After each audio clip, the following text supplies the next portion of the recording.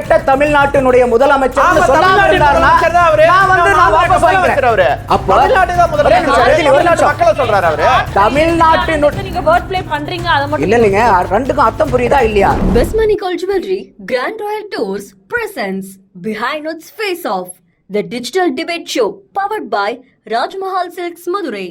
தமிழ்நாட்டில் அவர் என்னவோ செய்யட்டும். பத்திரிகையாளர் மன்றம் ஒரு பத்திரிகையாளர் கைது செஞ்சா அவருடைய ஐடியாலஜி வேறங்கறனால கேட்க மாட்டீங்களா? அப்ப உங்களுடைய ஐடியாலஜி இருக்கா? எதை கேக்கல? சவுக்கு சங்கர் வீட்ல குண்டாஸ் போட்டது கேட்டீங்களா? எதை கேக்கல? சவுக்கு சங்கர் வீட்டுக்கு என்ன சார் நடவடிக்கை எடுத்தீங்க? என்ன எப்ப கேட்டோம்? எல்லாரும் கேட்டோம். அதே ஒரு நிமிஷம். எங்கீங்க பத்திரிகையாளர்கள் ஃபெலிக்ஸ் அரெஸ்ட் பண்ணதுக்கு நீங்க என்ன பண்ணீங்க? சவுக்கு சங்கர் யாருங்க? உங்கள மாதிரி பத்திரிகையாளர் அவரு. நான் பத்திரிகையாளர் ஏத்துக்க மாட்டேன். அவரு விஜயன் அவரிடமிருந்து அவருடைய கைபேசியை நீங்க பறிமுதல் பண்ணலையா? இல்ல ஒரு நிமிஷம், அத தான் சொல்ல வரேன். இப்போ அந்த பாயிண்ட் தான் நானும் வரேன். எதுக்காக இன்ன வரைக்கும் கொடுக்க வச்சிருக்கு தெரியுமா? டைரக்டா சொல்லுங்க. இருங்க, சாட்சியத்துக்காக எடுத்து வச்சிருக்கு. அதுல வந்து ஒரு சாட்சியம் வந்ததனால தான் அந்த போன் பறிமுதல் பண்ணி வைக்கப்பட்டிருக்கு. அந்த கேஸ்ல இருக்கு மேடம், சாட்சியத்துக்காக எடுத்து வச்சிருக்காங்க. he has addressed. நைட் ஃபுல்லா தூங்கல, அவர் போனை புடிங்கி வச்சுக்கிட்டாங்க. 11 மணிக்கு போறாரு. போயிட்டு சாயந்தரம் 5 மணி வரைக்கும் காவல் நிலையத்துல வச்சுட்டு ஒரு கேள்வி கூட அவரை கேட்காம உட்கார வச்சிருக்காங்க. இடைத்தேர்தலில் திமுகவை ஓட ஓட விரட்டுவோம். திமுகவை பை எலெக்ஷன்ல நல்லா வெளுத்து விடுங்க. நீங்க உங்க முதலமைச்சரா இருக்கக்கூடிய பொறுப்புக்கு இந்த மாதிரிலாம் பேசலாமா? இவங்க இதுல பத்திரிகையாளரோட 6 பேர் போனையே வாங்கி இன்னும் கொடுக்காம வச்சிருக்காங்க. தவறான தகவல். அந்த 6 போனும் திருப்பி கொடுக்கப்பட்டுச்சு. எப்ப கொடுத்தாங்க சார்? உடனடியாக அடுத்த வாரத்துல. அப்ப ஏன் சார் போராட்டம் பண்ணீங்க? உங்க பத்திரிகையாளர்கள் சேர்ந்து போராட்டம் பண்ணதுக்கு பிறகு தான் கொடுக்கப்பட்டது. அதுதான் சொல்ல வரேன். போராட்டம் பண்ணதுக்கு அப்புறம் தான் அந்த பத்திரிகையாளர் போனே வந்துச்சு. கொடுக்கவே இல்ல. நீங்க இல்ல சார், முதல்ல கொடுக்கவே இல்ல. முதல்ல கொடுக்கல. மாத்தி பேசுறீங்க. மாத்தி பேசல. எங்க கொடுத்தாங்க? இன்ன வரைக்கும் கொடுக்கல நீங்க. Maybe okay fine. இதெல்லாம் நடந்துச்சு. அதனால நான் இந்த அரசியலையும் இப்படிதான் நடக்கும் அப்படின்றாங்களா? இல்லங்க, நீங்க அதையே இது ஈக்வேட் பண்ணாதீங்க. கேள்வி இதெல்லாம் நடந்துச்சு. ஆமாம், இதெல்லாம் நடந்துச்சு. இந்த அரசியலும் இப்படித்தான் நடக்கும். நீங்க அப்படி பண்ணீங்களா, நாங்களும் இப்படிதான் பண்ணுவோம் அப்படின்னு நீங்க பேசுனீங்கன்னா ஓகே. இல்ல அப்படி இல்ல. உங்க கேள்வி ஒத்துக்கிறீங்களா? அது ஒத்துக்கிறீங்களா? அப்படிதான் நடக்கும்ன்றீங்களா? நீங்க அன்னைக்கு என்ன பண்ணீங்கங்கறத கேள்வி. ஆமா, வேற ஒண்ணு இல்ல. ஆமா, அப்படிதான் போன் வாங்கணும், அப்படிதான் வந்து அதுல தகவல் வாங்கணும், அப்படிதான் யூடியூப்ல கசிய விட்டோம். அது நீங்க விட்டீங்கல்ல, அதே மாதிரி நாங்க விடுறோம் அப்படின்றீங்களா? நேயர்களுக்கு வணக்கம். பிஹைண்ட் இட்ஸ் ஃபேஸ் ஆஃப் விவாத மேடைக்கு வரவேற்பது நான் மஞ்சுளா கோவிந்தன். தாவேக ஆட்சி அமைத்ததிலிருந்தே திமுகவினுடைய முன்னாள் அமைச்சரான அனிதா ராதாகிருஷ்ணன் தொடங்கி திமுகவினுடைய எம்எல்ஏவான மார்க்கண்டேயம் வரை அடுத்தடுத்து காவல்துறையினர் மேற்கொள்ளக்கூடிய நடவடிக்கைகளை நம்ம பார்த்துட்டு வரோம். அதே சமயம் பேரலா மறுபக்கம் பத்திரிகையாளர்களுக்கு எதிரான நடவடிக்கைகளும் அதிகரித்து வருவதாக பத்திரிகையாளர்கள் சங்கம் தொடர்ந்து கண்டனங்களை எழுப்பி வராங்க. இந்த ஒரு சூழலில் விஜய் அரசின் போலீஸ் ஆக்ஷன் சட்ட ஒழுங்கை காக்கவா அல்லது சகிப்பின்மையா என்ற தலைப்பில் விவாதிக்க இன்று நம்முடைய 4 சிறப்பு விருந்தினர்கள் இணைந்திருக்கின்றனர். திமுகவிலிருந்து ரஜினி அவர்கள், ஊடகவியலாளர் அசிப் அவர்கள், தாவேக ஆதரவாளர் காமேஷ் அவர்கள், அரசியல் விமர்சகர் நந்தகுமார் அவர்கள். ரஜினி அவரிடமிருந்து இந்த விவாதத்தை தொடங்கலாம் அப்படின்னு நினைக்கிறேன். திமுகவுடைய எம்எல்ஏவான மார்க்கண்டேயம் அவர்கள் முதல்வர் விஜய் அவர்கள் குறித்து பொதுவெளியில பேசியதா, அதாவது அவதூறு கருத்துக்களை பரப்புறதா சொல்லி அவரை வந்து கைது செய்யப்பட்டு ரிமாண்ட்லயும் வச்சிருக்காரு. இந்த ஒரு செய்தியை எப்படி பாக்குறீங்க? மார்க்கண்டேயன் அவர்கள் பேசியது தவறு என்று சொல்லிக் கொண்டிருக்கக்கூடிய தாவேக அரசாங்கம் அந்த கட்சியில் இருக்கக்கூடிய ஒருவர் பேசியதை நான் இப்போ வந்து போட்டு காட்டுறேன். அதில் என்ன தவறு இருக்குது? அதில் இவர் பேசியது தவறு என்றால் அவர் ஏற்கனவே பேசிய பேச்சுக்கள் அநாகரிகமாக இருந்தது. ஒரு நிமிஷம் நீங்கள் அதை மட்டும் கேட்டுக்கோங்க.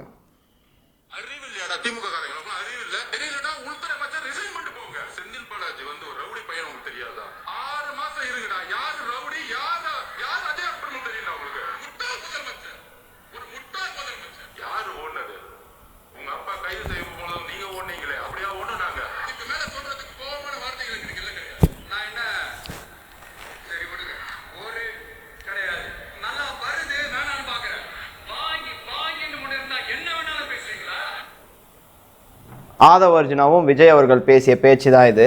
நல்லா வருது, வாயில வருது, ரவுடி பையன் அப்படின்னு சொல்லிட்டு எங்களுடைய முன்னாள் அமைச்சரை பேசியதும் அதே மாதிரி 6 மாசம்தான், இதை 6 மாசத்துக்கு அப்புறம் யார் ரவுடின்னு பார்க்கலாம் இப்படின்னு ஓப்பன் ஸ்டேஜில் சேலஞ்ச் விட்ட ஆதவ அர்ஜுனா பேசியதெல்லாம் சரி.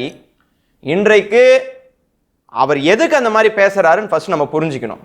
அவர் எங்கேயும் போய் ரோட்ல போற விஜயை நான் தாக்குவேன்னு சொல்லலை, அதாவது விளாத்தி குளத்துக்கு வர விஜயை நான் தாக்குவேன்னு சொல்லலை. விஜய் அவர்கள் சட்டமன்றத்தினுடைய கதவுகளை நான் பூட்டுவேன் அப்படின்னு பேசியிருக்கிறார். அதுக்கு தான் அவர் சொல்லியிருக்கிறாரு, நீங்க பூட்டினீங்கன்னா இந்த மாதிரி பண்ணுவோன்னு சொல்லிட்டு ஒரு ஆக்ரோஷத்தில் அவர் பேசியிருக்கிறார். நீங்க இப்படியெல்லாம் பேசி திரிந்த தாவேகாவினர் இன்றைக்கு அவர் பேசியதற்கு உடனே கைது. இது நீங்க டிஃபமேஷன் கேஸு எங்களுடைய தலைவர் தளபதி மீது அம்மையார் ஜெயலலிதா அவர்கள் ஆட்சியில் இருந்தபோது 40 கேஸ் இருந்துச்சு. டிஃபமேஷன் கேஸ் மட்டும் 40 இருந்தது. அன்னைக்கு யாரும் அவர் வந்து கைதெல்லாம் பண்ண கிடையாது. அப்போ ஜெயலலிதா ஆட்சியை விட ஒரு கொடுங்கோல் ஆட்சியாக இன்றைக்கு மாறி இருக்குது தாவேகா அரசாங்கம்னா, ஒரு சட்டமன்ற உறுப்பினருக்கே இந்த நிலைனா என்ன மாதிரி தாவேகா அரசாங்கத்திற்கு எதிராக பேசக்கூடியவர்களுக்கு நிலை என்ன? ஒரு தாவேகா அரசாங்கம் ஒரு சட்டமன்ற உறுப்பினரே காலங்காத்தால நீங்க போய் கைது பண்ணிட்டு, சார் என்னோட கேள்வி ஒன்னே ஒன்று தான், டிஃபமேஷன் கேஸ் இருக்கு, வீடியோ ஆதாரம் இருக்கு, 1 மணி நேரம் விசாரணை என்பதே 1 மணி நேரமே அதிகம். அதாவது ஒரு 10 நிமிஷம் விசாரிக்கலாம். நீங்க வந்து என்னன்னு விசாரிப்பீங்க? நீங்க இந்த மாதிரி பேசுனீங்களா, நீங்க வந்து அதாவது கூலிப்படை யார்கிட்டயாவது பேசியிருக்கீங்களா சட்டமன்றத்துக்கு கூட்டு போக, இப்படின்லாம் ஒரு 4-5 கேள்வியை தான் இதுல கேட்க முடியும். 13 மணி நேரம் அவரை சிறையில் வைப்பதற்கான காரணம் என்ன? நீங்க 13 மணி நேரம் சிறையில் வச்சு ராஜினாமா செய்யணும். நாங்க அதிமுகவுடைய சட்டமன்ற உறுப்பினர்களை குதிரை பேரம் பண்ணி உள்ள கொண்டு வந்திருக்கிறோம். இவங்கள அதாவது எங்களுடைய சட்டமன்ற உறுப்பினர்கிட்ட குதிரை பேரெல்லாம் செல்ஃப் எடுக்கல. அப்போ என்ன பண்றாங்க, 13 மணி நேரம் நீங்க ராஜினாமா பண்ணணும். அதே மாதிரி அவர் வந்து வெளியே வந்து சொல்லி இருக்கிறார், என்னை துப்பாக்கி முனையில் வைத்து மிரட்டி இருக்கிறார்கள்.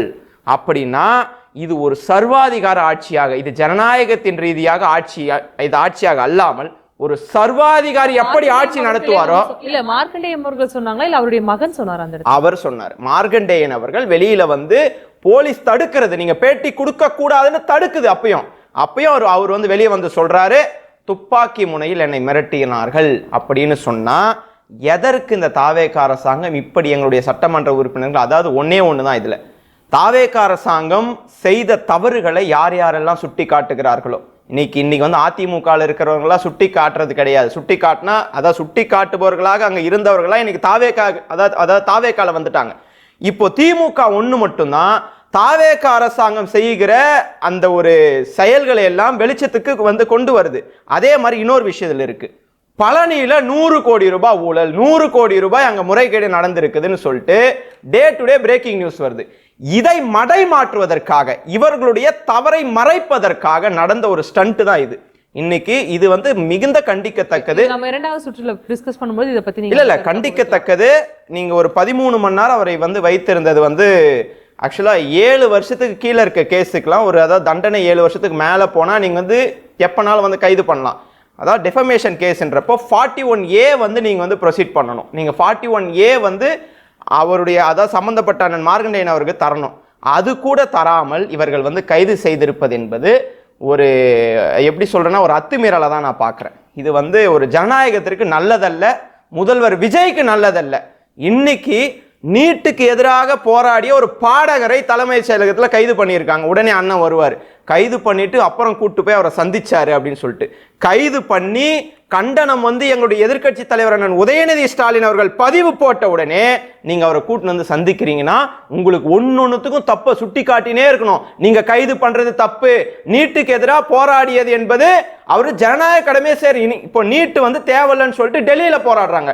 டெல்லியில போராடியவர்களை அங்கே பாஜக அரசாங்கம் வந்து தடுக்குது, இங்க போராடுபவர்களை அதாவது வந்து விஜய் அரசாங்கம் தடுக்குது. அப்போ நீங்க பாஜகவுடைய ஒரு கைக்கூலியா தான் இங்க நீங்க செயல்பட்டு இருக்கீங்க. நீங்க வந்து ஸ்டேஜுக்கு போயிட்டு பாஜகவும் திமுகவும் கூட்டணி வைக்குது இப்படின்னு வந்து பேசிட்டு இருக்கிறது அதெல்லாம் வந்து ஏத்துக்க முடியாது. இன்னைக்கு இந்த அரசாங்கம் போராடினால் வந்து கைது, இந்த தாவேகா அரசாங்கத்தை யாரெல்லாம் எதிர்த்து பேசுறாங்களோ எல்லாரையும் கைது செய்யக்கூடிய வேலையை இந்த தாவேகா அரசாங்கம் ஈடுபட்டிருக்குது.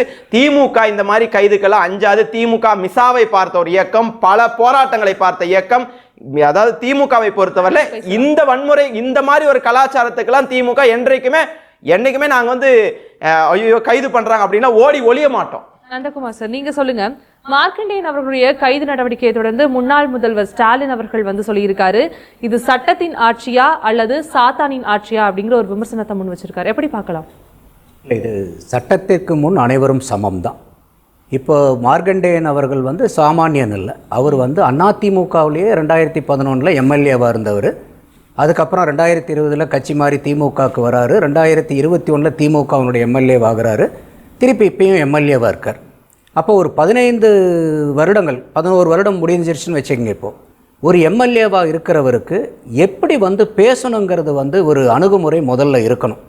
இப்போ ரஜினி கூட சொன்னா அப்படி இது வந்து டிஃபமேஷன் கேஸ்னு. It's not a defamation case, it's a criminal intimidation case. ஒரு மிரட்டுறது. இவர் ஆடியோ கூட ப்ளே பண்ணார். ஆடியோவில் ப்ளே பண்ணதில் வந்து அந்த முட்டாள் முதலமைச்சர்னு அவர் அந்த காலத்தில் எலெக்ஷனுக்கு முன்னாடி ஆதவ அர்ஜுனா பேசுகிறத பூரா நம்மளே கண்டிச்சிருக்கிறோம், அதெல்லாம் பயன்படுத்தக்கூடாத வார்த்தைன்னு. ஆனால் அந்த வார்த்தைக்கும் முதலமைச்சரை எலும்பை முறிச்சிருவான்னு சொல்கிறதுக்கும் மலைக்கும் அடுவுமான வித்தியாசம். ஒரு சாமானியன் இந்த ஒரு பேச்சை வந்து ஒரு மேடையில் பேசியிருந்தா என்ன நடவடிக்கை எடுத்திருப்பாங்க காவல்துறை? பரவாயில்லப்பா நீ பேசிட்டு போ, சிஎம் தானே எலும்பை உடைக்கிற, பரவாயில்ல பேசுப்பாங்களா?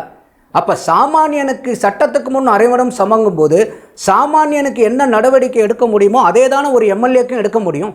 அப்படி எடுக்கலைனா தானே இது வந்து அரசாங்கம் வந்து காவல்துறையில் வந்து ஊடுருவி இவங்க வந்து நடவடிக்கை எடுக்காமல் எம்எல்ஏவை வந்து பாதுகாக்கிறாங்கன்னு நீங்கள் சொல்ல முடியும். அப்போது இன்றைக்கி அவருக்கு ஒரு பொறுப்புணர்ந்து பேசணும். இதை பேசி முடித்ததுக்கப்புறம் அடுத்தது வந்து ஆர்எஸ் பாரதி பேசுகிறார்.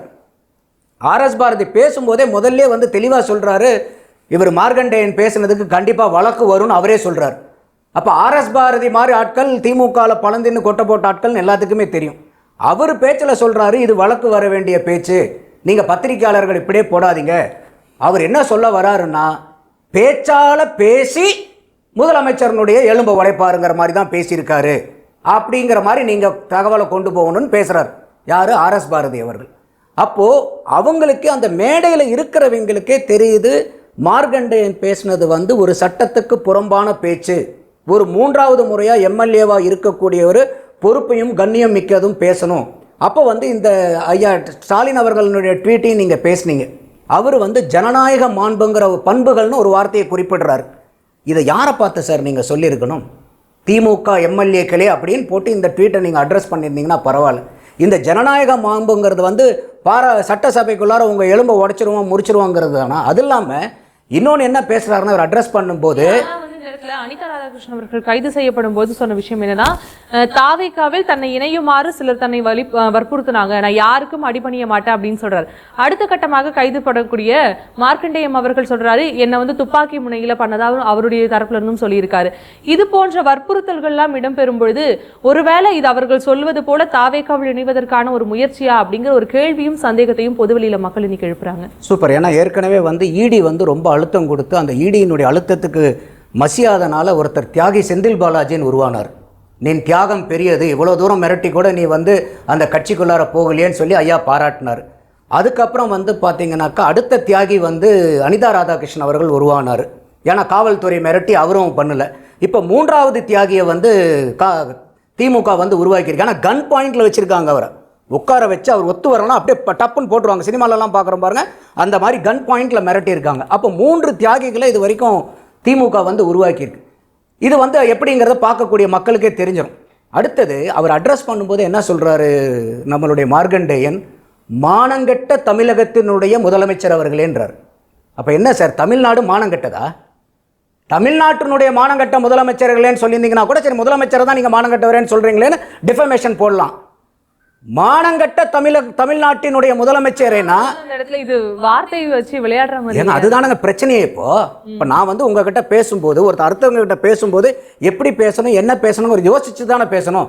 ஐயோ தெரியாம நான் வார்த்தையை விட்டுட்டேங்கன்னா அப்புறம் அதுக்கு உண்டான மன்னிப்பு கேட்டு தானே ஆகணும்.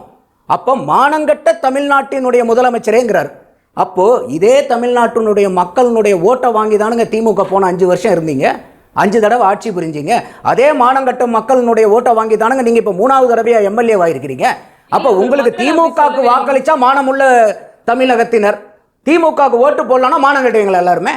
இது உங்களையும் என்னையும் சேர்த்து சொல்றாரு மேடம். அவரு பேசவே இல்லை. அவரு எப்படி இந்த இடத்துல மக்களை குறிப்பிட்ட ஒரு பேசல. நீங்க ஆடியோ இருந்துச்சுன்னா தயவு செய்து நீங்க எடுத்து போடுங்க. மானங்கெட்ட தமிழ்நாட்டினுடைய முதலமைச்சர்னு சொல்லலனா நான் மன்னிப்பு கேட்கிறேன். இல்ல இல்ல அவர் வந்து முதலமைச்சர் தான் குறிப்பிடல, தமிழ்நாட்டு மக்களை குறிப்பிடல. நீங்க இந்த மாதிரி திசை மாறுறதுல இல்ல, நீங்க பார்த்துட்டு இருக்கக்கூடிய மக்கள் மார்கண்டேயனுடைய முழு பேச்சு இருக்குது, நீங்க எடுத்து பாருங்க. மானங்கெட்ட தமிழ்நாட்டினுடைய முதலமைச்சர்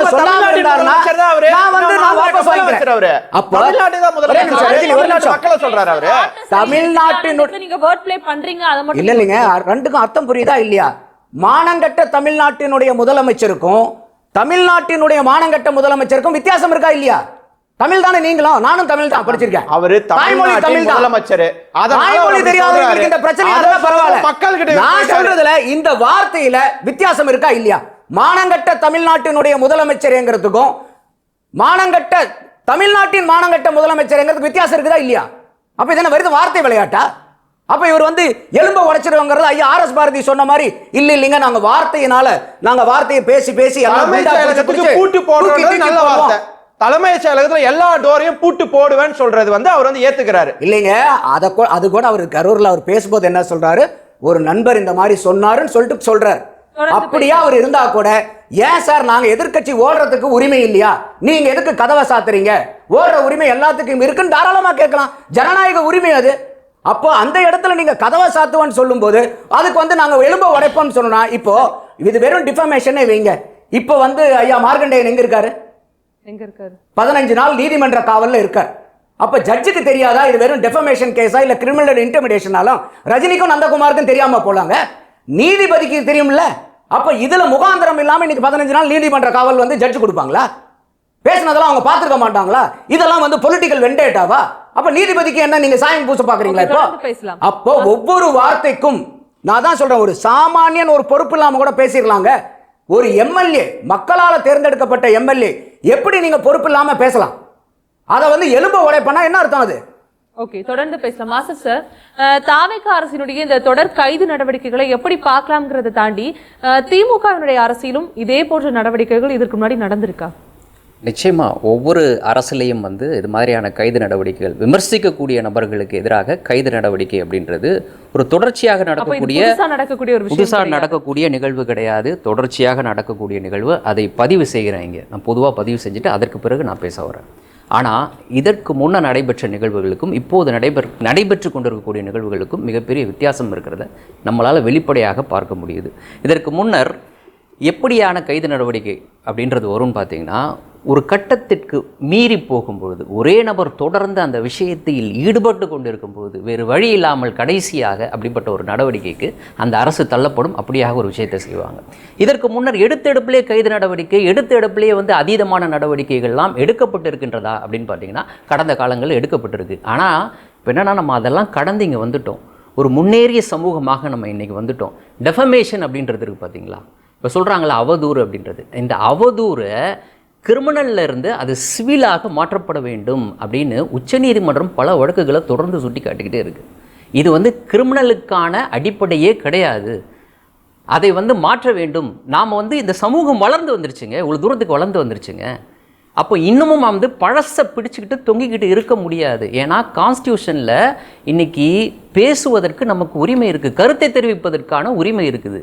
அதை நம்ம உறுதிப்படுத்தி வச்சுக்கிட்டு அதுலேயும் ரீசனபிள் ரெஸ்ட்ரிக்ஷன்ஸ்லாம் வச்சுருக்கோம்.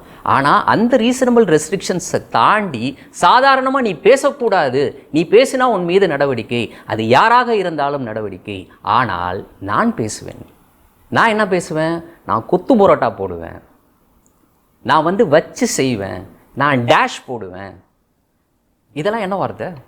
நான் இதெல்லாம் எப்படியாக பார்க்குறேன்னா, இப்படி பேசினதனுடைய எதிர்விளைவாகத்தான் பார்க்குறேன். மார்க்கண்டேயன் பேசினதாக இருக்கட்டும், அனிதா ராதாகிருஷ்ணன் பேசினதாக இருக்கட்டும், வினோத் அவர்கள் பேசினதாக இருக்கட்டும், பூர்ணிமா பேசினதாக இருக்கட்டும், இன்னும் நேமிட், இவர்கள் எல்லாம் பேசினதினுடைய இன்னொருத்தர் முன்னாள் அமைச்சர் உதயகுமார் அவர்கள் முதலமைச்சர் குறித்து பேசாத பேச்சே கிடையாது. அவர் லிஸ்ட்டில் இருப்பாருன்னு நினைக்கிறேன், அடுத்து போவாங்கன்னு நினைக்கிறேன் அவர் வீட்டுக்கு. அவர் வந்து உரிமையில் பேசிக்கிட்டு இருக்கிறாரு. அப்போ அவர் பேசும்போது எனக்கு வருத்தமாக இருக்கு. ஆர்வி உதயகுமார் அவர்களை அவர் பேசுறது எனக்கு வருத்தமா இருக்கு. என்ன வருத்தமா இருக்குன்னா, நான் வந்து ஒரு 18-20 வருடங்களாக ஒரு பத்திரிகை துறையில் இருக்கிறேன். இதுவரை ஆளக்கூடிய முதலமைச்சருக்கு எதிராக யாரா இருக்கட்டும், எதிர்கட்சியில் இருக்கக்கூடிய யாரா இருக்கட்டும், அவன் இவன் உரிமையில் பேசுனதே கிடையாதுங்க. ஏதாவது எடுத்து காமிக்க சொல்லுங்க, இங்க இருக்கவங்கள பேசுனதே கிடையாது. இன்னைக்கு ரொம்ப சர்வசாதாரணமாக முதலமைச்சரை அவன் இவன் எல்லாரும் பேசுறாங்க. எனக்கு வருத்தமா இருக்கு. உண்மையிலே எதற்காக வருத்தமா இருக்குன்னா, தமிழ்நாடினுடைய அரசியல் இவ்வளவு கீழ்த்தரமாக போயிட்டு இருக்கு அப்படின்னு பார்க்கும்பொழுது நான் திரும்பி போய் பார்க்குறேன், ஏன் இப்படி நடக்குது அப்படின்னு பார்த்தீங்கன்னா, முதலமைச்சர் அப்படி பேசுறார். அப்போ அவங்களுக்கு ஒரு வாய்ப்பாக அமைந்திருது, எதிரில் இருக்கவங்களுக்குலாம் ஒரு வாய்ப்பாக அமையுது. இப்போ என்ன பண்ணுறாங்க, அவரே பேசுகிறார், அவ்வளோ பெரிய பொறுப்பில் உட்காந்துட்டு இருக்கவரே பேசுகிறார், சைகை செய்கிறார். இன்னைக்கு சைகை செய்வதை பற்றி சபாநாயகரிடம் பத்திரிகையாளர் கேள்வி எழுப்புறார். ஏங்க, உங்ககிட்ட கேட்டுட்டு முதலமைச்சர் இப்படி ஒரு சைகை செஞ்சாரே, உங்ககிட்ட கேட்டுட்டு செய்கிறாரே இது பற்றி விமர்சிக்கப்படுகிறதே வெளியில் அப்படின்னு கேட்கும் பொழுது என்கிட்ட கேட்டார், நான் அதற்காக அவருக்கு அனுமதி கொடுத்தேன் அப்படின்னு சொல்கிறாரு. பத்திரிகையாளர் திருப்பி கேட்குறாரு, இதே மாதிரி மாற்றுக் கட்சியை சேர்ந்தவர்களும் பர்மிஷன் கேட்டால் நீங்கள் கொடுப்பீங்களா அப்படின்னு கேட்கும்போது சபாநாயகர் என்ன சொல்கிறாருன்னா, அவருடைய அதாவது முதலமைச்சருடைய கண்ணசைவிலேயே அவர் என்ன கேட்குறாருன்னு எனக்கு தெரியும் அப்படின்னு சொல்கிறாரு ஒரு சபாநாயகர். ஒரு சூப்பர்ஸ்டிஷியஸாக இருக்குங்க. மேஜிக்கில் வந்து அவர் தெரிஞ்சுக்கிறாரா, முதலமைச்சர் இப்படி கண்ணை செஞ்சா ஓகே இப்படி செய்ய போகிறார், இப்படி அசைச்சா இப்படி செய்ய போகிறார் அப்படின்ற மாதிரி சபாநாயகர் முன்கூட்டியே தெரிஞ்சு வச்சுக்கிட்டு அதன் அடிப்படையில் அவர் கேட்டவுடனே ஒரு பர்மிஷன் கொடுத்தாரா? இப்போ இது எல்லாமுமே தமிழ்நாடு அரசியல் இவ்வளவு மோசமாக போயிட்டே இருக்கே அப்படின்றதான் வருத்தம். இப்போ தம்பி ஒரு ப்ளே பண்ணி காமிச்சார். அந்த மாதிரியான வார்த்தைகளும் கூட பொதுக்கூட்ட மேடைகளில் யார் பேசுவா அப்படின்னா பேசாமலாம் இருக்க மாட்டாங்க. அதிமுகவில் பேசுகிறவங்க இருக்காங்க, திமுகவில் பேசுகிறவங்க இருக்காங்க, எல்லா கட்சிகளையும் பேசுகிறவங்க இருப்பாங்க. 3ஆம் நிலை 4ஆம் நிலையில் இருக்கக்கூடிய தலைவர்கள் பேசுவாங்க இந்த மாதிரி.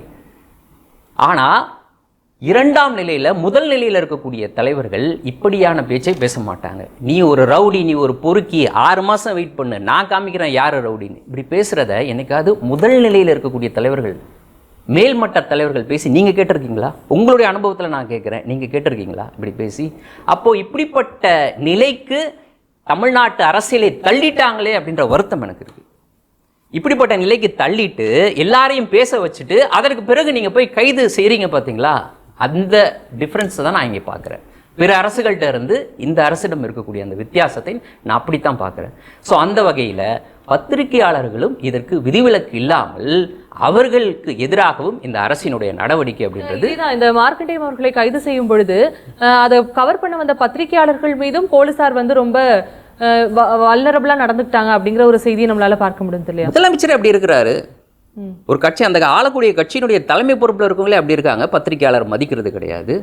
பத்திரிகையாளர் உதாரணத்துக்கு கரூருக்கு வந்து நிவாரணம் கொடுக்க போனாங்கல்ல, இப்போது கரூருக்கு போனார்ல முதலமைச்சர். கரூருக்கு போகிறதுக்கு முன்னாடி எல்லாமே முதலமைச்சரோட நிகழ்ச்சி என்றாலே முதலமைச்சர் நிகழ்ச்சியை கவர் பண்ணுறதுக்குன்னு தனியாக பத்திரிகையாளர்களுக்கு ஸ்பெஷல் பாஸ்லாம் கொடுத்து சிறப்பான இடம் கொடுத்து இங்கு தான் வரணும், இப்படித்தான் அமரணும், இதை தாண்டி வெளில போகக்கூடாதுன்ற ரெஸ்ட்ரிக்ஷன்லாம் இருக்குது. இதெல்லாம் திட்டம் போட்டு அவர்களுக்கான இடத்தை ஒதுக்கி அவர்களுக்கான பாஸை கொடுத்துட்டு அன்றைக்கி காலையில் அவங்கள உள்ளே வர வச்சுட்டு உட்கார வச்சுட்டு முதலமைச்சர் வருவதற்கு 5 நிமிடத்திற்கு முன்னாடி இங்கே உட்காராதீங்க, எல்லாரும் எந்திரிச்சு வெளியே போங்க அப்படின்னு சொல்லிட்டாங்க. இந்த மேடை இங்கே தான் மக்கள் அமர்ந்திருக்கிறாங்க, பத்திரிகையாளர் எங்கே உட்காரணுமா? மேடையிலேருந்து இந்த இடத்துல வெளியில் தனியாக வந்து ஒரு கூடாரம் போட்டு கொடுத்துருக்காங்க, அங்கே போய் உட்காருங்க அப்படின்றாங்க. ஸோ பத்திரிகையாளர்களை இந்த அரசே இப்படி தான் நடத்தி கொண்டு இருக்கும் பொழுது அடுத்தடுத்த நிலையில் இருக்கக்கூடிய அது எந்த அதிகாரியாக இருக்கட்டும், காவல்துறை அதிகாரியாக இருக்கட்டும், நேற்று அந்த காவல்துறை ஏடிஎஸ்பி அவர்கள் பேசின பேச்சை நீங்கள் கேட்டிங்களா? ஆபாசமான வார்த்தைகளை பயன்படுத்துகிறார். பத்திரிகையாளருக்கு எதிராக ஆபாசமான வார்த்தையை அப்புறம் அடிக்க பாயிறாரு. பாஞ்சிட்டு என்னை விடு, அவன் வரட்டும் பார்க்கலாம், யார் அவன் பார்த்துக்கலாம் அப்படின்றாரு. இதற்கு முன்னர் இது நடந்திருக்கா கேட்டிங்கன்னா நடந்து இருக்கு. நான் இதுக்கு முன்னாடியெல்லாம் இப்படி காவல்துறை உங்ககிட்ட எக்ஸஸாக நடந்தது இல்லையா அப்படின்னு கேட்டிங்கன்னா நடந்திருக்கு, நான் இல்லைன்னு சொல்லலை. பட் இப்போது நடக்கக்கூடியதனுடைய வினை ஒரு வினையினுடைய எதிர்வினையாக நடக்கிறதுன்ற மாதிரி தான் நான் பார்க்குறேன். இப்போ மேலிருந்து நீங்கள் என்ன வேணால் செய்யுங்க அப்படின்னு இவங்களுக்கு ஒரு மறைமுகமான உத்தரவு பிறப்பிக்கப்பட்டிருக்கோ அப்படின்ற ஒரு வருத்தம் நமக்கு ஏற்படுது. அதனுடைய தொடர்ச்சியாக தான் பத்திரிகையாளர் விஜயனுடைய விசாரணையும் நான் பார்க்கிறேன். ஓகே காமேஷ், நீங்க சொல்லுங்க. அவர் சொன்ன விஷயம் என்ன அப்படின்னா 3ஆம் நிலை 4ஆம் நிலையில் இருக்கக்கூடியவர்கள் இந்தமான சொற்களை பேசுறது பயன்படுத்துறது கூட ஏற்றுக்கொள்ள முடியாது. ஆனா முதல் நிலை 2ஆம் நிலையில் இருக்கக்கூடிய தலைவர்கள் இப்படி பேசுறது தமிழ்நாட்டினுடைய அரசியல் எந்த அளவுக்கு கீழ்த்தரமா போயிட்டு இருக்கு நாளுக்கு நாள் அப்படிங்கறத வெளிப்படுத்தக்கூடியதா இருக்குன்றாங்க. இப்போ கைது செய்திருக்கக்கூடிய அனிதா ராதாகிருஷ்ணன் அவர்களா இருக்கட்டும், மார்க்கண்டேயம் ஆகியோரா இருக்கட்டும், இவங்க எல்லாருமே ஒரு அபத்தமான வார்த்தைகளை வந்து பேசியிருக்காங்க அப்படிங்கிறதுக்காக கைது செஞ்சிருக்காங்க. ஆனா தாவேகாவில் இருக்கக்கூடிய யாருமே இது போன்ற சொற்களை பயன்படுத்துவதே இல்லையா அப்படிங்கிற ஒரு கேள்விதான் இந்த விவாதத்திலும் சரி பொதுவெளியிலும் சரி சுற்றி அங்கதான் வந்து நிக்குது. யாருமே பேசுவது கிடையாதா தாவேகாவை சார்ந்தவர்கள்? கேள்வியே பதில் மாதிரி சொல்றீங்க, கேட்குறீங்க. சரி, ஓகே, விஷயத்துக்குள்ள வரேன். இந்த காணொலியை நான் ஃபர்ஸ்ட் பார்க்கும்போது மிக அருமையாக ஒரு வள்ளுவர் குரலோட ஆரம்பிச்சார் மார்க்கண்டேயன். சரிடா, சூப்பர்ரா, ஓரளவுக்கு நல்லா படித்த மனுஷன், அவர் லாயர் வேறு, நல்லா பேசுவார் போல இருக்கு அப்படின்னு பார்த்தேன். ஆனால் அதுக்கப்புறம் தான் தெரிஞ்சது சில விஷயங்களை வந்து என்ன பண்ணாலும் நூற்ற முடியாதுன்ற மாதிரி திருப்பி பேக் டு த ஸ்கொயர்னு அவரும் வந்து பேச ஆரம்பிச்சிட்டார். ஸோ அவர் எப்படி ஒரு வள்ளுவர் குரலோட ஆரம்பிச்சாலும் நானும் ஒரு வள்ளுவர் குரலோட ஆரம்பிக்கிறேன். சொல்லுக சொல்லில் பயனுடைய சொல்லற்க பயனிலா சொல்லுன்ற மாதிரி பயனுள்ள சொற்களை நீங்கள் பேசியிருந்தீங்க அப்படின்னா உங்களுக்கு இந்த பிரச்சனையே கிடையாது. பயனில்லாத சொற்களை பேசினால்தான் இவ்வளோ பிரச்சனைக்குமே காரணம். இங்கே வலுக்கட்டாயமாக அவர் மேடையில் நின்று பேசினாரு, அரெஸ்ட் பண்ணுறான்னு யாரும் பண்ணல. அவரோட வார்த்தைகள் அது எந்த அளவுக்கு கொண்டு போயிருக்குன்றது தான் இங்கே இருக்கு. நந்தகுமார் சார் பேசும்போது எல்லா விஷயத்தையும் ரெண்டு பேருமே அதுதான் நான் வரேன் மேடம், அதுதான் நான் வரேன், அதுதான் நான் உள்ள வரேன், நான் வந்துடுறேன். அந்த விஷயம் நீங்கள் கேட்குற கேள்வி தான் நான் வரப்போகிறேன். இங்கே யாரு என்ன எதுன்றது, ஒரு எம்எல்ஏ ஒரு பொதுக்கூட்டத்தில் நன்றி தெரிவிக்கிறார். எந்த பாயிண்ட்டுக்கு வந்திருக்கீங்க நீங்கள்? தனக்கு வாக்களித்த மக்களுக்கு நன்றி தெரிவிக்கிறதுக்காக வந்திருக்கார். அந்த இடத்துல இது தேவையா? நீங்கள் இப்போ உதாரணத்துக்கு நான் கேட்குறேன், எனக்கு 3 கோடி ரூபா ஒரு எம்எல்ஏக்கு வந்து 3 கோடி ரூபா வந்து ஒரு வருஷத்துக்கு நிதி ஒதுக்குறாங்க. இந்த நிதி நான் இப்படிலாம் செய்ய போகிறேன், இந்த தொகுதியை நான் எப்படி வளர்த்து காட்டுறேன் பாருங்க அப்படின்னு இப்படியெல்லாம் பேசிட்டு இதுக்கு நீங்கள் அரெஸ்ட் பண்ணி உள்ளே வச்சுருந்தீங்கன்னா கூட பேசுறதுல ஒரு ஞாபகம் பாரா, என்னடா எதுக்காக அதை அரெஸ்ட் பண்ணீங்கன்னு. நீங்கள் பேசுனது அப்படி இல்லையே. என்ன சொல்கிறீங்க? ஊட்டி பாரு, உன் எலும்பை என்றனா இல்லைன்னா தெரியும் உனக்கு, நாங்கள் யார் தெரியுமா அப்படின்ற மாதிரி ஒருமையை தாண்டி வன்மத்தின் உச்சமாக பேசப்பட்டதாக தான் பார்க்கப்படுகிறது. இது எப்படிப்பட்ட ஒரு விஷயமாக இருக்கும் அப்படின்னு பார்த்தா, பொது நலத்தில் உங்களுக்கு வந்து அமைதியான பூங்காவாக இருக்கிற தமிழ்நாட்டில் நீங்கள் ஒரு பிரச்சனையும் கலவரத்தையும் உண்டு பண்ணுற விஷயமா தான் நான் பார்க்குறேன். First point. ஏன்னா பேசிக்கலி இன்னைக்கு இருக்கிற யங்கர் கிட்ஸாக இருக்கட்டும், ஜென்சி கிட்ஸாக இருக்கட்டும், they doesn't see விஜய்னா as a leader alone. Emotionally connect ஆயிருக்காங்க. எது வேணாலும் எப்படி வேணாலும் இருக்கலாம். நாளைக்கு இதே சரியான போக்கு இல்லை. அதுதான் நானும் சொல்ல வரேன். நீங்க இன்ஸ்டிகேட் பண்றீங்கன்றீங்க, இக்னைட் பண்றீங்க, அவனை வந்து பத்த வைக்கிறீங்கன்னு தான் நான் சொல்ல வரோம். அது பண்ணக்கூடாதுன்னு தான் இங்க இருக்கிற ஒரு விஷயம். இப்போ நீங்க சொல்றீங்க இது பண்ணது வந்து ரொம்ப இவர் சரிப்பா ஏதோ பேசிட்டார் விடுப்பா அப்படின்னா, நாளைக்கு அவன் தடியத்தெல்லாம் கண்டகால மாதிரி எல்லாருமே பேச ஆரம்பிப்பாங்க. இவன் அவர் இப்போ சொல்லும் போது இதற்கு முன் இது போல் நடந்ததா, இந்த மாதிரி நடந்ததே கிடையாது. அததான் சொல்ல வரேன். அதை நீங்க எடுத்துட்டாங்க, அவர் மேல கேஸையும் போட்டாங்க. நீங்க ஒரு ட்வீட் பண்றதுக்கும் ஒரு பொதுக்கூட்டத்துல பேசுறதுக்கும் ரெண்டுத்துக்கும் டிஃபரன்ஸ் இருக்கு. ரெண்டுத்துக்கும் டிஃபரன்ஸ் இருக்கு சார். இங்க கைது பண்ணியிருக்காங்க. அததான் மேடம் சொல்றேன், அததான் சொல்ல வரேன். இப்போ நான் என்ன சொல்ல வரேன்னா, இதுக்கு முன் இந்த மாதிரி நடந்தது இல்லையான்னு கேக்குறீங்களா? வெறும் ட்வீட் பண்ணதுக்கு பர்சனல் பேஜ்ல, என்னோட பர்சனல் பேஜ்ல நான் தனியா ட்வீட் பண்றேன். அது என்ன மாதிரியான ஒரு தாக்கத்தை ஏற்படுத்தும் அப்படின்னு ஒரு விஷயம் இருக்குல்ல, அதுக்கே சொல்றேன் பாருங்க. பிரவீன் ராஜ் 2023 அக்டோபர், எஸ்ஜே சூர்யா பிஜேபியில் 2023 குண்டாஸ் வரைக்கும் அவருக்கு போச்சு ஜூன்ல. கௌதம் ஜூன்ல 2023. இவங்க சவுக்கு சங்கர் குண்டாஸ்லேயே போட்டு எத்தனை வருஷம் உள்ள இருந்தாருன்றது, எத்தனை மாசம் உள்ள இருந்தாருன்னே தெரியும். இவங்கெல்லாம் பொது மேடையில் பேசல மேடம். அவர்களோட பத்திரிகையில், அதாவது அவங்களும் பத்திரிகையில் இருக்காங்க, இன்னைக்கு யூடியூப் சேனல்ஸ்ல இருக்காங்க, மீடியாஸ்ல இருக்காங்க. அவர்கள் கருத்துக்களை தன் வலை பக்கத்தில் மட்டுமே பேசின ஒரு காரணத்துக்காக அதுதான் சொல்றேன். இதுங்க சொல்றேன், அதுதான் சொல்றேன். அவர்கள் பக்கத்தில் தான் பண்ணிருக்காங்க. That is different. நீங்க அப்படி பேசவே முடியாது, நீங்க அப்படி நீங்க எடுக்கவே முடியாது. பத்திரிகையாளர்னு போட்டு வந்து இப்ப அவர் அண்ணா பத்திரிகையாளர், இவர் வந்து அரசியல் விமர்சகர் வந்திருக்கீங்க, ஒரு அத்தனை பத்திரிகையாளர் வர்றாரு, அவர் சாதகமா பேசுறாரு, அப்ப நான் சொன்ன ஏத்துப்பீங்களா? திமுக சாந்தமா பேசுறாருன்னு அவங்க நிலைப்பாடு. That is different. நீங்க ஒருத்தரோட ஐடியாலஜிக்குள்ளேயோ ஒருத்தர் கொள்கைக்குள்ளேயோ போக முடியாது. அவர் ஒரு பத்திரிகையாளர். He doesn't belong to any party. கிடையாது. நீங்க சொன்ன பிரவீன் ராஜ், எஸ்டி சூர்யா எல்லாம் என்ன வழக்குல கைது செய்யப்பட்டாங்க? அததான் மேடம் நானும் சொல்றேன். இப்போ இவங்க எல்லாரும் கைது செய்யப்பட்டிருக்காங்க தான் சொல்ல வரேன். அததான் சொல்ல வரேன். இப்போ நானும் இப்போ நீங்க ஒரு பதிவு போட்டிருக்காங்கன்ற போது ஒரு பதிவுக்கே எல்லாரும் வெவ்வேறு கருத்துக்கள் அததான் பொதுவா எல்லாரையும் ஒரே கட்டத்துல இல்ல ஒரே கட்டத்துல இவங்க அத்தனை பேர் அரெஸ்ட் பண்ணிருக்காங்க தான் நானும் சொல்றேன். இப்போ நான் இப்போ என்ன சொல்ல வரேன், இது போல் நடந்தது இல்லைன்னு இல்ல அததான் சொல்ல வரேன். இப்போ நீங்க ஒரு மேடை ஏறி பப்ளிக்கா பேசினது அரஸ்டே வந்து சர்வாதிகாரம் அப்படின்னா, அப்ப இதெல்லாம் என்ன கணக்குல எழுதுறதுதான் என்னோட கேள்வி. நீங்க சொன்னார் இது போல் கீழ்த்தனமான வார்த்தைகளில் முதலமைச்சர் மாதிரி யாருமே பேசல. நாமே சொல்ல வர பாயிண்ட் என்னன்னா, இப்ப ஆசிப் சொன்னது வந்து பத்திரிகையாளர் சுதந்திரத்தை பறிக்கிறாங்க அப்படின்னாங்க. சாட்டை துரைமுருகன் ஒருத்தர் இதுல நாம் தமிழர் கட்சியில இருக்கார். திமுக ஆட்சி காலகட்டத்தில் எவரு கைது செய்யப்பட்டு அவர்கிட்ட இருந்து போன் வந்து பறிமுதல் செய்யப்பட்டது. அதில் இருந்த தகவலை பூரா யூடியூபருக்கு அனுப்பிச்சு யூடியூபர் சீரியஸாக பண்ணிட்டு இருந்தாருங்க, இன்டர்வியூ கொடுத்துக்கிட்டு இருந்தாருங்க. எப்படிங்க சாட்டை துரைமுருகன் போலீஸ் கைப்பற்றின ஃபோனில் இருக்கக்கூடிய தகவல் எப்படிங்க யூடியூபருக்கு போகும்? அதே மாதிரி பாட்டியம்மா 70-75 வயசு பாட்டியம்மா அந்த போஸ்டர் மேலே ஏதோ தூக்கி எறிஞ்சாங்க. அதை ஒரு ஆள் படம் பிடிச்சி பஸ்ஸில் போகிறவன் எவனோ எடுத்து வலைத்தளத்தில் போட்டிருக்கான். அவனை தேடி பிடிச்சி அரெஸ்ட் பண்ணீங்க. அடுத்தது சவுக்கு சங்கர் வீட்டில் எவ்வளோ குண்டாசு. சரி, ஃபெலிக்ஸ் அரெஸ்ட் பண்ணீங்க. அன்னைக்கு என்ன அவர் வந்து கட்சியை சார்ந்தவரா? பத்திரிகையாளர் தான் அவரும். அதே மாதிரி வந்து பாத்தீங்கன்னாக்கா இவரை நீங்க எடுங்க, விவசாயிகள் மேல குண்டாஸ் போட்டீங்க நீங்க போன ஆட்சியில. விவசாயிகள் மேல குண்டாஸ் அப்ப என்னமோ போன ஆட்சி வந்து ரொம்ப பரிசுத்த ஆட்சி மாதிரி இப்ப வந்து சட்டத்தின் ஆட்சி நடக்குதா, சாத்தானின் ஆட்சி நடக்குதா? அதனால தான் நான் சொன்னேன், ஐயா ஸ்டாலின் அவர்கள் இந்த ட்வீட்டை எலெக்ஷனுக்கு முன்னாடி போட்டிருக்க வேண்டிய ட்வீட், காலம் கடத்தி இந்த ட்வீட்டை போட்டிருக்காரு. அப்ப காமே சொல்ற உதாரணம் பூரா என்னன்னா, எந்த இடத்துல வந்து இவங்க வந்து சட்டத்துக்கு புறம்பா இந்த ஆட்சி நடந்திருக்கு, போன ஆட்சியில் அத்தையும் சட்டத்துக்கு புறம்பான கைதுகள் நடவடிக்கைகள். சவுக்கு சங்கர் அது இல்லாம ஒரு பிசினஸ் மேல குண்டாஸ் வழக்கு. அப்ப குண்டாஸ்னா என்ன உங்களுக்கு சாதாரணமா போச்சு போன ஆட்சியில? விவசாயிகள் மேல குண்டாஸ் போட்டு பாத்தீங்களா? சட்டத்திற்கு புறம்பான ஒரே நிமிஷம் அப்போ நம்ம கேக்குறது என்னன்னா, சொல்றாங்க தமிழ்நாடு சார் அவர் என்னவோ தமிழ்நாட்டில் பத்திரிக்கையாளர் மன்றம் ஒரு பத்திரிக்கையாளர் கைது செஞ்சா அவருடைய ஐடியாலஜி வேறங்கறனால கேட்க மாட்டீங்களா? அப்ப உங்களுடைய ஐடியாலஜி இருக்கா? எதை கேக்கல? சவுக்கு சங்கர் வீட்ல குண்டாஸ் போட்டு கேட்டீங்களா? எதை கேக்கல? சவுக்கு சங்கர் வீட்டுக்கு என்ன சார் நடவடிக்கை எடுத்தீங்க? என்ன எப்ப கேட்டீங்க? கேட்டோம், எல்லாரும் கேட்டோம். பதில் சொல்லுங்க. ஒரு நிமிஷம். எங்கீங்க பத்திரிகையாளர்கள் ஃபெலிக்ஸ் அரெஸ்ட் பண்ணதுக்கு அதே நீங்க என்ன பண்ணீங்க? பத்திரிகையாளரோட தேடும்போது என்ன பண்ணீங்க? இதே பிலிக்ஸ் எங்க அவர் சாட்டை துரைமுருகனுடைய போன்ல இருக்கிற மெசேஜ் பூரா வீடியோவா யூடியூபா அது வந்து தொடர்ச்சியா வரும்போது என்ன பண்ணீங்க? என்ன பேசுறாரு இல்ல நம்ம இல்ல நீங்க கேளுங்க, நான் சொல்லிடுறேன். அப்போ பதில் பேச விடுங்க. அதுதான் ஒரு விஷயத்துல லைன் அடிக்கிறீங்களா? பதில் சொல்ல விடுங்க. நீங்க மொத்தமா பதில் சொல்லுங்க. அப்போ எல்லாரும் இன்னைக்கு நம்ம விஜயம் செஞ்சத வந்து நம்ம இதெல்லாம் நடந்துச்சு, அதனால நான் இந்த அரசியலையும் இப்படிதான் நடக்கும் அப்படின்றாங்களா? இல்லைங்க, நீங்க அதையும் இதையும் ஈக்குவேட் பண்ணாதீங்க. கேள்வி, இதெல்லாம் நடந்துச்சு, ஆமாம் இதெல்லாம் நடந்துச்சு, இந்த அரசியலும் இப்படித்தான் நடக்கும், நீங்க அப்படி பண்ணீங்களா, நாங்கள் இப்படிதான் பண்ணுவோம் அப்படின்னு நீங்க பேசுனீங்கன்னா ஓகே. இல்ல அப்படி இல்ல. உங்க அது ஒத்துக்கிறீங்களா? அது ஒத்துக்கிறீங்களா? அப்படிதான் நடக்கும்ன்றீங்களா? இன்னைக்கு கேள்வி கேட்க நீங்க அன்னைக்கு என்ன பண்ணீங்கங்கறத கேள்வி. ஆமா, வேற ஒண்ணும் இல்ல.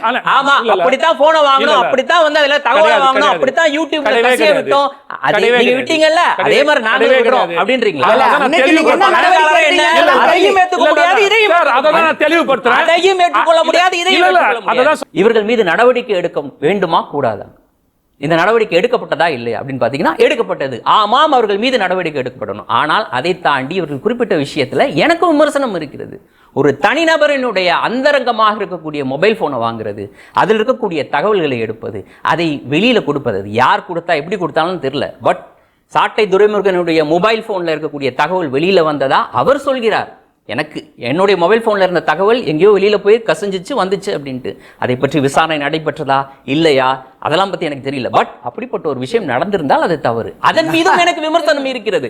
அதற்காக நீ இதை பேசுறீங்க, அதை பேசுறீங்க.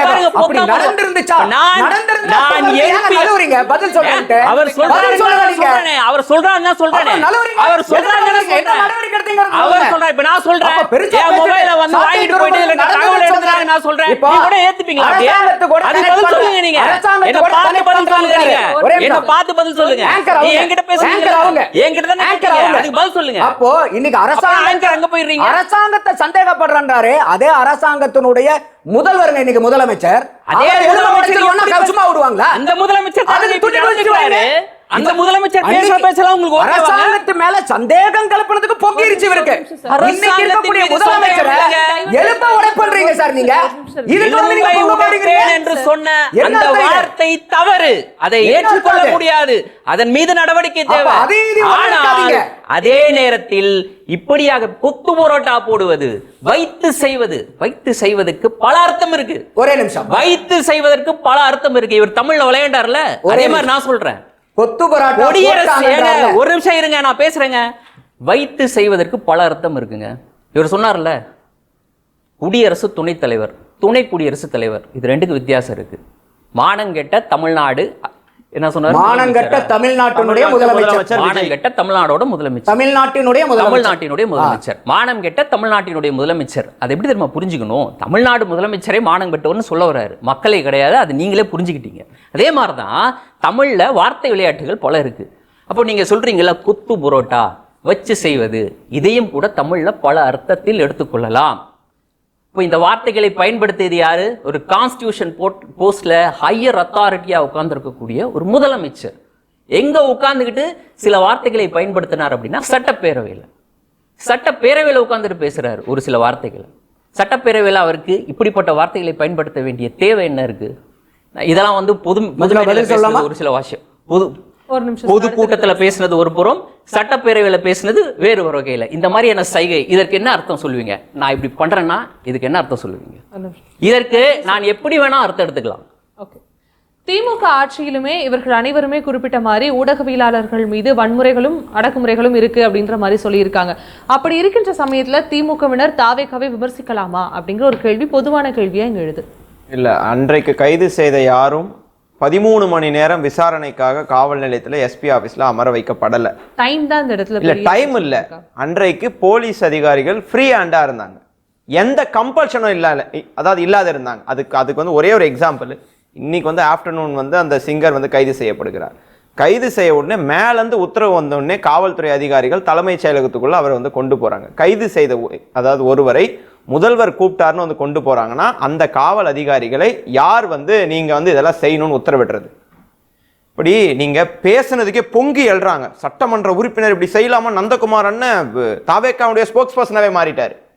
அண்ணன் 4ஆம் தேதி ரிசல்ட் வருதுன்னு 5ஆம் தேதி ராயபுரம் சட்டமன்ற உறுப்பினர் தாமு பட்டாக்கத்தில கேக் வெட்டுறார். அப்ப நந்தகுமார் அண்ணன் எங்க போனார்?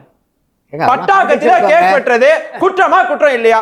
இதுவரையில அவர் மீது வழக்கு பதிவு செய்யப்பட்டதா இல்லையா அண்ணன் சொல்லணும். ஸ்ரீவைகுண்ட சட்டமன்ற உறுப்பினர் ஒரு பாலியல் குற்றம் ஒரு பெண்மணி பொதுவெளிக்கு வந்து சொல்றாங்க, இந்த மாதிரி பாலியல் வழக்குல அதாவது என் மீது கூட்டு பாலியல் வன்கொடுமை நான் செய்யப்பட்டேன், அந்த இருவருக்கும் சப்போர்ட்டா இருந்தது இவர் தான் சொல்றாங்கன்னா அந்த பெண்மணியை கட்சியை விட்டு நீக்குகிறார்கள். இதெல்லாம் உங்களுக்கு கண்ணுக்கு தெரியாது.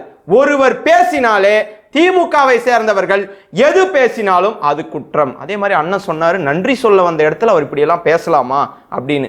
திருச்சியில உங்க தலைவர் நன்றி சொல்றப்போ சூப்பரா பேசினாரு. இடைத்தேர்தலில் திமுகவை ஓட ஓட விரட்டுவோம். ஓட ஓட விரட்டுவோம்னா கம்பு எடுத்து எல்லாரும் வந்து திமுகவை சார்ந்தவங்க யாரு வந்தாலும் போய் வந்து தாக்கிறதா எடுத்துக்கலாமா நாங்க? இது அதே மாதிரி உச்ச நீதிமன்றம் சம்மட்டி அடி கொடுத்திருக்கிறது. எங்க அடிச்சது உச்ச நீதிமன்றம் திமுகவை? அதே மாதிரி திமுகவை பை எலெக்ஷன்ல நல்லா வெளுத்து விடுங்க. இன்னும் வந்து வெளுத்து விடுங்க. நீங்க உங்க முதலமைச்சரா இருக்கக்கூடிய பொறுப்புக்கு இந்த மாதிரிலாம் பேசலாமா? நீங்க எங்களுக்கு சொல்றீங்க நன்றி சொல்ற இடத்துல என்னென்னலாம் பேசுறது அப்படின்னு சொல்லிட்டு. அதே மாதிரி பாட்டு பாடுறாரு, ஓடு ஓடு ஓடுன்னு. நீங்க நன்றி சொல்ற இடத்த வீடியோவை எடுத்து பாருங்க. முழுமையாக அவர் எங்க நன்றி சொல்லியிருக்காரான்னு பாருங்க. முழுமையாக திமுகவை பத்தி அநாகரிகமாக ஒரு முதல்வர் பேசி கொண்டிருக்கிறார். நீங்கள் வந்து நாகரிகத்தை பத்தி திமுக சொல்லி தரீங்க. இதுதான் வந்து வேடிக்கையா இருக்கு. விஎஸ் பாபு இது ஒரு ஸ்டேஜ்ல பேசுறாரு மேம். அதாவது எலெக்ஷனுக்கு முன்னாடி நானும் ஆதவர்ஜனாவும் தனியா நிக்கிறோம், ஒத்தைக்கு வாங்கடா. இது வன்முறையை தூண்டுறது கிடையாதா? இதெல்லாம் வந்து உங்களுக்கு வன்முறையை தூண்டாத செயல்களா? இப்ப திமுக எது செய்தாலும் திமுகவை சார்ந்தவர்கள் எது செஞ்சாலும் இது வந்து உங்களுக்கு வந்து பெருசா தெரியுதுன்னா, அதே மாதிரி பத்திரிகையாளர்கள் நேற்றைக்கு அந்த காவல் அதிகாரி பத்திரிகையாளரை பார்த்து சொல்றாரு, இவங்களாம் என்ன ரவுடிங்களா அப்படின்லாம் வந்து இது பேசியிருக்காரு. அதே மாதிரி இது ஒரு தனியார் தொலைக்காட்சியை சேர்ந்த அண்ணன் விஜயன் அவர்களை ஒரு நாளுக்கு மேல அவருடைய போனை பிடுங்கியிருக்காங்க. போனை பிடுங்குற அளவிற்கு ஒரு பத்திரிகையாளர். மேம், இந்த முதலமைச்சருக்கு பத்திரிகையாளரை பார்த்தாவே ஒரு அலர்ஜி. ஏன்னா பத்திரிகையாளரை சந்திக்கலன்னு சொல்லிட்டு இவங்க பத்திரிகையாளரை பார்த்தாவே இவருக்கு வந்து ஆவறது இல்லை. ஏன்னா அவங்க தான் பேட்டி கேட்டுனே இருக்காங்க, இவரும் கொடுக்காம தப்பிச்சு போயினுக்கிறார். அப்போ இவருக்கு என்னன்னா பத்திரிகையாளரை பார்த்தாவே இருக்கிறார். அதாவது இவருக்கு வந்து பத்திரிகையாளர் பார்த்தாவே வந்து யாரோ அவங்க வந்து திமுக கட்சிக்காரங்க மாதிரி பத்திரிகையாளர்கள் மீது தொடர்ந்து நிறுவனங்களுடைய உரிமையாளர்களை சந்திக்கிறார் இல்லையா, அந்த நிகழ்வும் அதான் அவர் பிசினஸ் மீட்லாம் நடத்துவார் மேம். அதாவது பத்திரிகை நிறுவனங்களுடைய அதாவது முதலாளிகளை சந்திக்கிறார். அதாவது முதலாளிகளை சந்திக்கிறார். அதே முதலமைச்சர் முதலாளிகளை சந்தித்து விட்டு இறங்கி வந்து தலைமைச் செயலக வாசல்ல ஒரு பேட்டி கொடுத்தாருன்னா மக்களுக்கு நல்லா இருக்கும். ஆட்சிக்கு வந்து 3 மாசம் முடியுது, இன்னைக்கு 3 மாசம் முடிய போகுது.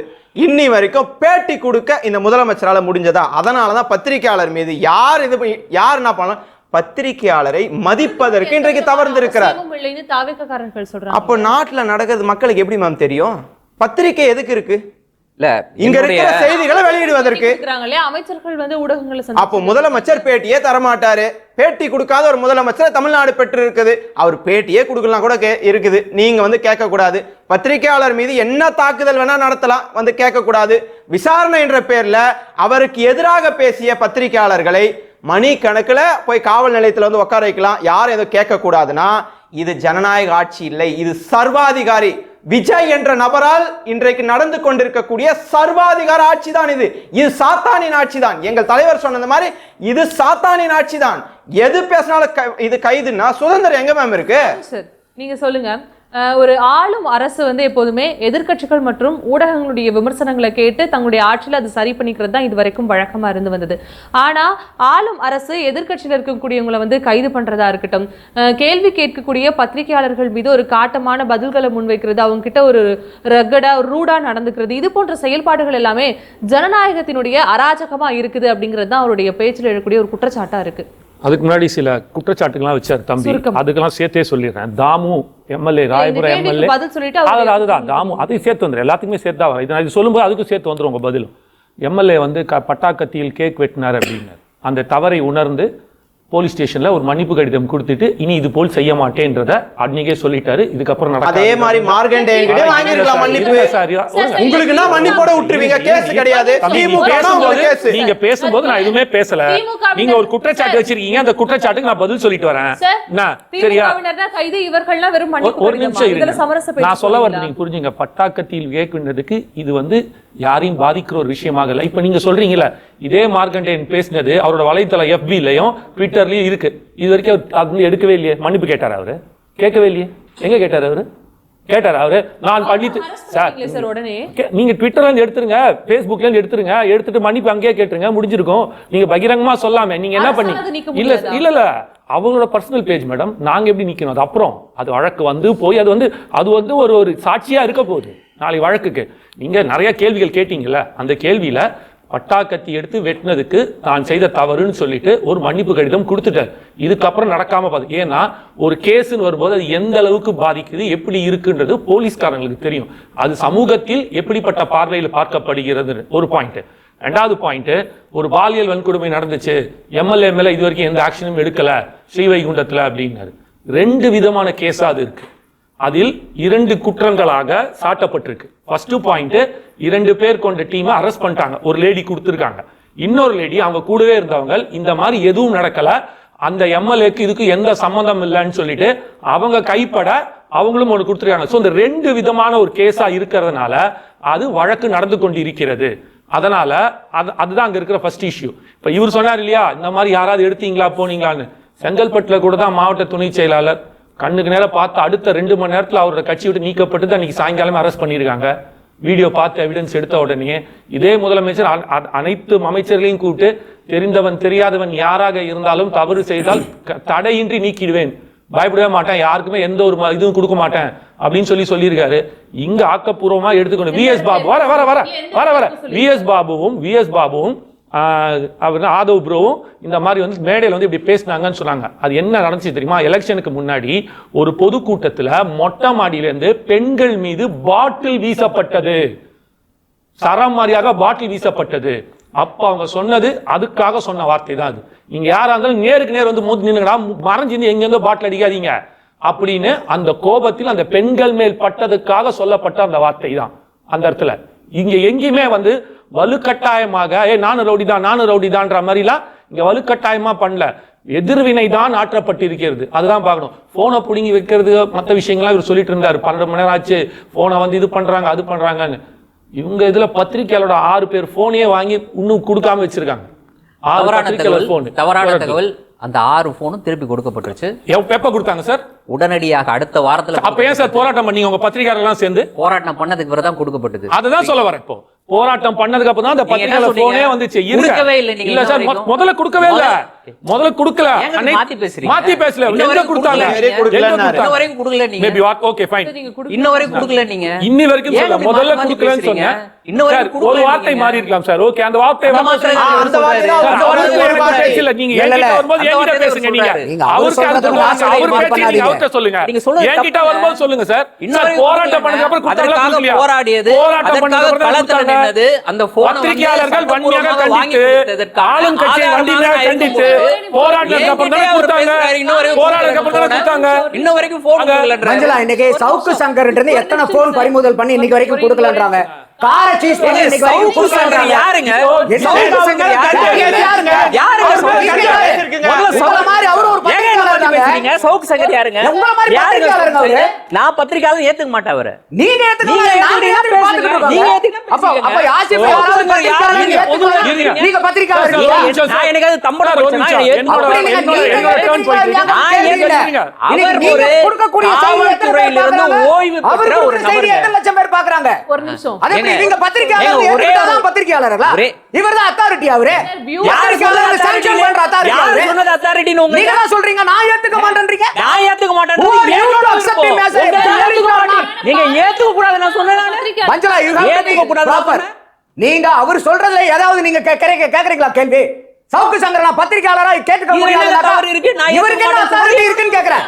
நீங்க என்னோட நீங்க நீங்க என்ன நீங்க சொல்றீங்க? நீங்க அதுக்கு நீங்க உண்டான என்ன கேள்வியை சொல்றது? கேட்கணுமா இல்லையா? நான் ஏத்துக்கணும் நீங்க எப்படி சொல்ல முடியும்? இப்போ சவுக்கு நான் சங்கர் ஏத்துக்கணும் நீங்க எப்படி அவர் சொல்ல உட்கார்ந்து முடியும்? எத்தனை நான் மொபைல் ஏன் போன் எனக்கு போச்சு? ஏத்துக்கணும் நீங்க எப்படி சொல்ல கார் முடியும்? சீஸ் பண்ணிட்டு அதுக்கு போறாங்க, உங்களுக்கு பதில் கொடுக்கல. சொல்லுங்க நீங்க. எத்தனை அதுக்கு பதில் குற்றச்சாட்டுகள் அவர் சொல்லுங்க. வச்சிருக்காருங்க. அதுக்கு எவ்வளவு தொடர்பு பாவேஸ் பண்ணுங்க. ஒரு உதாரணத்தை அவர் சொல்றதுல ஏறிட்டு வராருல அவரு. அவரை பொறுத்த மத்தவங்க வரைக்கும் எங்க போச்சு responsibility? அவர் உண்மைக்கு புறம்பானது மத்தவங்க சொல்றாரு. accountability இல்லையா? திருப்பி வாங்கிட்டாரு அந்த வார்த்தையை. அதுதான் சார் திருப்பி சொல்ல வாங்கிட்டாரு அந்த வந்தேன். வார்த்தையை. சார், நீங்க சவுக்கு உண்மைக்கு சங்கர் புறம்பான போராட்டம் பேசி நான் பார்த்துட்டு நான் இருக்கேன். கேட்டது சவுக்கு சங்கருக்கு சார். சவுக்கு சங்கர் பத்திரிகையாளர் கிடையாது. நான் அது இப்ப இல்ல. அதான் சொல்றேன். அப்ப இப்ப நீங்க இல்ல. ஒரு பத்திரிக்கையாளர் நிமிஷம். தானே ஒத்துப்பீங்களா? நீ சொல்லுங்க. நீங்க அப்படி சொன்னா அந்த மாதிரி சொல்லுங்க. பொறுப்பு இல்லாம ஒரே நான் ஒரு பேச நிமிஷம். மாட்டேன். நான் நான் ஒரே வார்த்தை பொறுப்பு நீங்க இல்லாம போய் பேசுறேன். பத்திரிக்கையாளர் அதுக்கு 1000 ஆதாரங்கள் என்னால் வைக்க முடியும். யாரு 1000 ஆதாரங்கள் வைக்க முடியும். வைக்க முடியும். இல்ல இல்ல சார். சார் ரொம்ப சிம்பிளா முடிச்சிடுறேன். இல்ல சார். இல்ல இல்ல இல்ல விஜயன் இருங்க இருங்க இருங்க இருங்க அவருடைய விஜய் போனை பறிமுதல் இல்ல இல்ல இல்ல பண்ணலையா? விஜயன் சார், விஜயன் அவரிடமிருந்து அவருடைய கைபேசியை நீங்க பறிமுதல் பண்ணலையா? இல்ல ஒரு நிமிஷம் அதை தான் சொல்ல வரேன் இப்போ அந்த பாயிண்ட் தான் நானும் வரேன் எதுக்காக இன்ன வரைக்கும் பறிமுதல் பண்ணி கொடுக்கப்படல. வச்சிருக்கு தெரியுமா டைரக்டா சொல்லுங்க, இருங்க பண்ணீங்களா இல்லையா? சாட்சியத்துக்காக எடுத்து வச்சிருக்கு அதுல வந்து ஒரு சாட்சியம் வந்ததனால தான் அந்த போன் பறிமுதல் பண்ணி எப்போ வைக்கப்பட்டிருக்கு திருப்பி அந்த கேஸ்ல இருக்கு மேடம் சாட்சியத்துக்காக அதை எடுத்து வச்சிருக்காங்க he has addressed புரிஞ்சுக்கங்க அவங்க வாங்குனதை நீங்க சார் விமர்சிக்கிறீங்களா? இருங்க அதுவும் கேஸ்ல தான் மேடம் இருக்கு. ஒரு பத்திரிக்கையாளர் காமன் பத்திரிக்கையாளர்கள் கிட்ட இருந்து போனை வாங்கிக்கிட்டு கொடுக்காம இருக்கிறதுக்கும் ஒரு பிரச்சனை நடக்குது அதன் மூலமாக பேரம் பேசப்பட்டிருக்கு அவர்கள் எல்லாம் கையில் அரெஸ்ட் பண்ணிருக்காங்க விஜய் அந்த காமன் சாட்சியம் பத்திரிக்கையாளர் கிடையாதா? நான் சொல்ல வரது கொஞ்சம் புரிஞ்சுக்கங்க நீங்க கேள்வி கேட்கணும்னு கேட்காதீங்க கேள்வி நீங்க கேட்கணும்னு கேட்கல. மேடம் யார் அக்யூஸ்ட் ஆயிருக்காங்க திருநாவுக்கரசு ஒருத்தர் அக்யூஸ்ட் ஆயிருக்காரு அவரோட போன்ல இவங்க ரெண்டு பேரும் பேசியிருக்காங்க அது இது சம்பந்தமாக அவர் ஏதோ சொல்லியிருக்காரு அதற்கு இவர் ரெஸ்பாண்ட் பண்ணியிருக்காரு அதனால சாட்சியமாக எடுத்து வைக்கப்பட்டிருக்கு புரிஞ்சுக்கங்க அதை அங்க இவங்க கிட்ட போன பத்திரிகையாளர்கிட்ட எதுக்கு வாங்கி வச்சாங்க இது வரைக்கும் தெரியாது ஏன் அதுக்கப்புறம் தெரியாது? தான் சார் ஏன் இருங்க சார் தெரியாது? நீங்க உங்களுக்கு வரும்போது நீங்க பேசுங்க சார் எல்லாத்துக்கும் நடுவுல வந்தீங்கன்னா இல்ல சார் ரொம்ப இஷ்டத்துக்கு அவர் ஏதாவது பேசுறாருங்க. சார், ரொம்ப சிம்பிள் ஒரு நெறியாளர் அதுவும் ஒரு வழக்காக தான் அதுவும் ஒரு வழக்குல தான் வாங்குனது. மேடம் ஆப்வியஸ் சும்மா போய் வீட்ல போய் வாங்கிட்டு வந்தாங்க ஆறு has போன. been accused FIR ல கேஸ் போட்டு அவர் உள்ள கேஸ் பண்ணிருக்காங்கல்ல அவர் பேசும்போது யாரெல்லாம் இருக்காங்க நாளைக்கு என் பேர் தான் என்ன எடுத்து வைப்பாங்க உங்க பேர் தான் உங்க இது போலீஸோட வேலை அதுல அதை விஜய் விட- ரெஸ்பாண்ட்ல இருக்காரு ஒரே அவரு நிமிஷம். ஒரு விஷயத்தை அந்த- எழுதிருக்கு விஜயன் அவருடைய வழக்குல நடந்தது என்ன சார்? இருங்க அந்த 6 போனுக்கு நான் விளக்கம் கொடுக்குறேன் அந்த 6 போன் என்னன்னா அண்ணா பல்கலைக்கழக அந்த மாணவி விவகாரம் அதுல FIR லீக் ஆச்சு எல்லாருக்கும் தெரியும் FIR லீக் ஆகக்கூடாது இது மாதிரியான வழக்குகள் FIR எப்படி லீக் ஆச்சு அதை யார் வெளியிட்டா இதுதான் கேஸ் இந்த கேஸ் தொடர்பாக தான் அந்த பத்திரிகையாளர்களுடைய 6 போனும் வாங்கப்பட்டது அந்த 6 போன் வாங்கினதற்கு உடனடியாக பத்திரிகையாளர்கள் எல்லாரும் எதிர்ப்பு தெரிவித்து ஏன்னா இந்த லீக்குக்கு காரணம் நீங்க வெளியில விட்டீங்க யாரு காவல்துறை வெளியில விட்டுச்சு நாங்களா அவங்க வீட்டுக்குள்ள வந்து இல்லைன்னா அவங்க காவல் நிலையத்துக்குள்ள வந்து எடுத்தோம் நீங்க வெளியில விட்டீங்க அதை டெக்னிக்கல் கிளிச்சுன்னு சொன்னாங்க ஆகவே அப்படியாக வந்த அந்த FIR நாங்கள் ஆக்சஸ் பண்ணோம் இது எப்படி எங்களுக்கு தவறாகும் அப்படின்ற எங்களுடைய வாதத்தை ஸ்ட்ராங்காக வச்சு நீதிமன்றத்துக்கு போய் அந்த 6 மொபைல் போனையும் ஒரே வாரத்துல திருப்பி வாங்கி இப்பதான் உடனடியான்னு சொன்னீங்க சார் அது ஒரே வாரம் தாங்க போன தடவை இல்ல, இதுக்கு முன்னாடி நீங்க சொன்னீங்க அப்படியே reverse பண்ணி போட்டு பாருங்க. உடனடியாக நாங்க வாங்கினோம் இல்ல, இல்ல, உடனடியா அவர் சொல்ல. உடனடியா சொன்னீங்க வாங்கினோம்னு சொன்னாரு. ரிவர்ஸ் பண்ணி பாருங்க நீங்க இல்ல, இல்ல, உடனடியாக இல்ல. வாங்கணும் சொன்னீங்க போராடி அதுதான் வாங்கணும் வெயிட் சொன்னாரு. பண்ணீங்க. கொடுக்கல நீங்க அதான் அதே போராடி மாதிரி வாங்கணும் பண்றீங்க. சொன்னாரு. உடனடியா. அதான் சொன்னேன். இன்ன வரைக்கும் உடனே கொடுக்கல கொடுக்கல நீங்க. நானும் சொன்னேன் இப்போ. இன்ன வரைக்கும் கொடுக்கல சார், நீங்க. சார், இன்ன வரைக்கும் அதான் கொடுக்கல சொன்னேன். நீங்க. நீங்க ஒரு வார்த்தை தவறு இன்ன வரைக்கும் செய்யும்போது- கொடுக்கல நீங்க. சார், ஒரு வார்த்தை இன்ன நீங்க வரைக்கும் தவறு கொடுக்கல பண்ணும்போது நீங்க. பேச்சு இன்ன வரைக்கும் வாக்குல கொடுக்கல நீங்க. பேச்சு வாக்குல எனக்கு ஒரு இப்ப நீங்க உடனடியாக பேச்சு வாங்கணும் வாக்குல. நீங்க சொன்னீங்க உடனடியா ரிவர்ஸ் 6 பண்ணி பாருங்க நாளுக்கு வெறும் இல்ல, நீங்க ரிவர்ஸ் பண்ணி பாருங்க இல்ல இல்ல ரிவர்ஸ் பண்ணி பாருங்க நீங்க உடனடியாக வாங்கலன்னு சொல்லிட்டு அப்புறம் நீதிமன்றம் போய் வாங்குனது இப்பதான் நீங்க சொல்றீங்க அப்பவே அதாங்க சொன்னேன் இல்ல, இல்ல, சொல்லல. உடனடியாக நாங்க வாங்கணும் நீங்க சொன்னீங்க. ரிவர்ஸ் பண்ணி அவங்க அதனால போடுவாங்க நான் பாத்துக்கங்க பார்த்தேன். ரிவர்ஸ் பண்ணி போடுவாங்க பாத்துக்கங்க நீதிமன்றம் போய் அந்த 6 பத்திரிகையாளர்களுடைய செல்போனும் வாங்கி கொடுத்தது 6ஆ 5ஆன்னு எனக்கு கரெக்டாக கவுண்ட் தெரியல ஆனால் செல்போன் எல்லாமே உடனே வாங்கி திருப்பி கொடுக்கப்பட்டது நீதி போராட்டம் களத்தில் இறங்கி போராட்டம் எப்படி காவல்துறை அந்த செல்போனை வாங்கலாம் களத்தில் இறங்கி போராடினார்கள் பத்திரிகையாளர்கள் மூத்த பத்திரிகையாளர்கள் எல்லாம் அந்த போராட்டத்தில் கலந்துக்கிட்டாங்க உடனடியாக செல்போன் அதாவது இவர் சொன்ன மாதிரி உடனடின்றதற்கு ஒரு 6-7 நாள் திருப்பி கொடுக்கப்பட்டது வாங்கிட்டோம் ஆனால் இவரை பொறுத்தவரை ஒருத்தரை விட்னஸாக அழைக்கிறாங்க அதற்கு ஒரு அழைப்பாணை அனுப்பப்படும் அந்த அழைப்பாணையின் அடிப்படையில் ஒரு முறை தான் விசாரிக்கணும். திருப்பி உங்களை விசாரணை நடத்தணும்னா இன்னொரு அழைப்பானை உங்களுக்கு அனுப்பணும். அவரை இன்னைக்கு காலையில் வந்து கூப்பிடுறாங்க நீதிமன்றம், அவருடைய அலுவலகத்துக்கு வந்து கூப்பிடுறாங்க அழைப்பானையோடு. அன்றைக்கு இரவே அவர் அழைத்து செல்லப்படுறாரு. அவர் விருப்பத்தோடு போனார், போகலை, அதெல்லாம் செகண்டரி. நைட்டு 10 மணிக்கு என்ன விசாரணை? அவரே வரேன்னாலும் கூட காலைல வாங்க அப்படின்லாம்ல, முடிஞ்சு போச்சு. அவர் என்ன தப்பி ஓடக்கூடியவரா? தமிழ்நாடு முழுவதும் அறியப்பட்ட ஒரு முக்கியமான பத்திரிகையாளர். அவரை நைட்டு 10 மணிக்கு கூட்டு போய் விசாரணை நடத்துறீங்க. அவர் மேல இப்ப ஏதாவது வழக்கு பதிவு பண்ண? வழக்கெல்லாம் இல்லைங்க, விட்னஸா கூப்பிடுறாங்க, சாட்சியமாக வரைக்கும் எந்த வழக்கே கிடையாது. சாட்சியமா கூப்பிடலாம் ஒரு வழக்குல. நான் திருப்பியும் சொல்றேன், கூப்பிடுவதில் தவறு கிடையாது. அவருக்கு அழைப்பாணை கொடுக்கப்பட்டது. நைட்டு 10 மணிக்கு இருங்க, முடிச்சுக்கலாம். நைட்டு 10 மணிக்கு கூப்பிடுறாங்க. நைட்டு 12:30 மணி வரைக்கும், அடுத்த நாள் அதிகாலை 12:30 மணி வரைக்கும் விசாரணை நடைபெறுது. விசாரணை நடைபெற்று வீட்டுக்கு அனுப்பிச்சு வைக்கிறாங்க. வீட்டுக்கு போனவரை அடுத்த 1 மணி நேரத்தில் திருப்பி கூப்பிடுறாங்க. இந்த முறை திருப்பி கூப்பிட்டதுக்கு அழைப்பானையெல்லாம் கிடையாது, வெறும் ஃபோனில் தான். வாங்க திருப்பி போனவர்கிட்ட கிட்டத்தட்ட 1 மணி நேரம் விசாரணை நடைபெறுது. அந்த விசாரணையின் போது தான் அவரோட மொபைல் ஃபோனை வாங்கி வச்சுக்கிறாங்க. வாங்கி வச்சுட்டு திருப்பி அனுப்பிச்சிடுறாங்க. எப்போ அனுப்புகிறாங்க? அதிகாலை 4 மணிக்கு அனுப்புகிறாங்க. அனுப்பும் போதே என்ன சொல்லி அனுப்புகிறாங்கடா, நீங்கள் போயிட்டு காலையில் திருப்பி 11 மணிக்கு வாங்கன்ட்டு.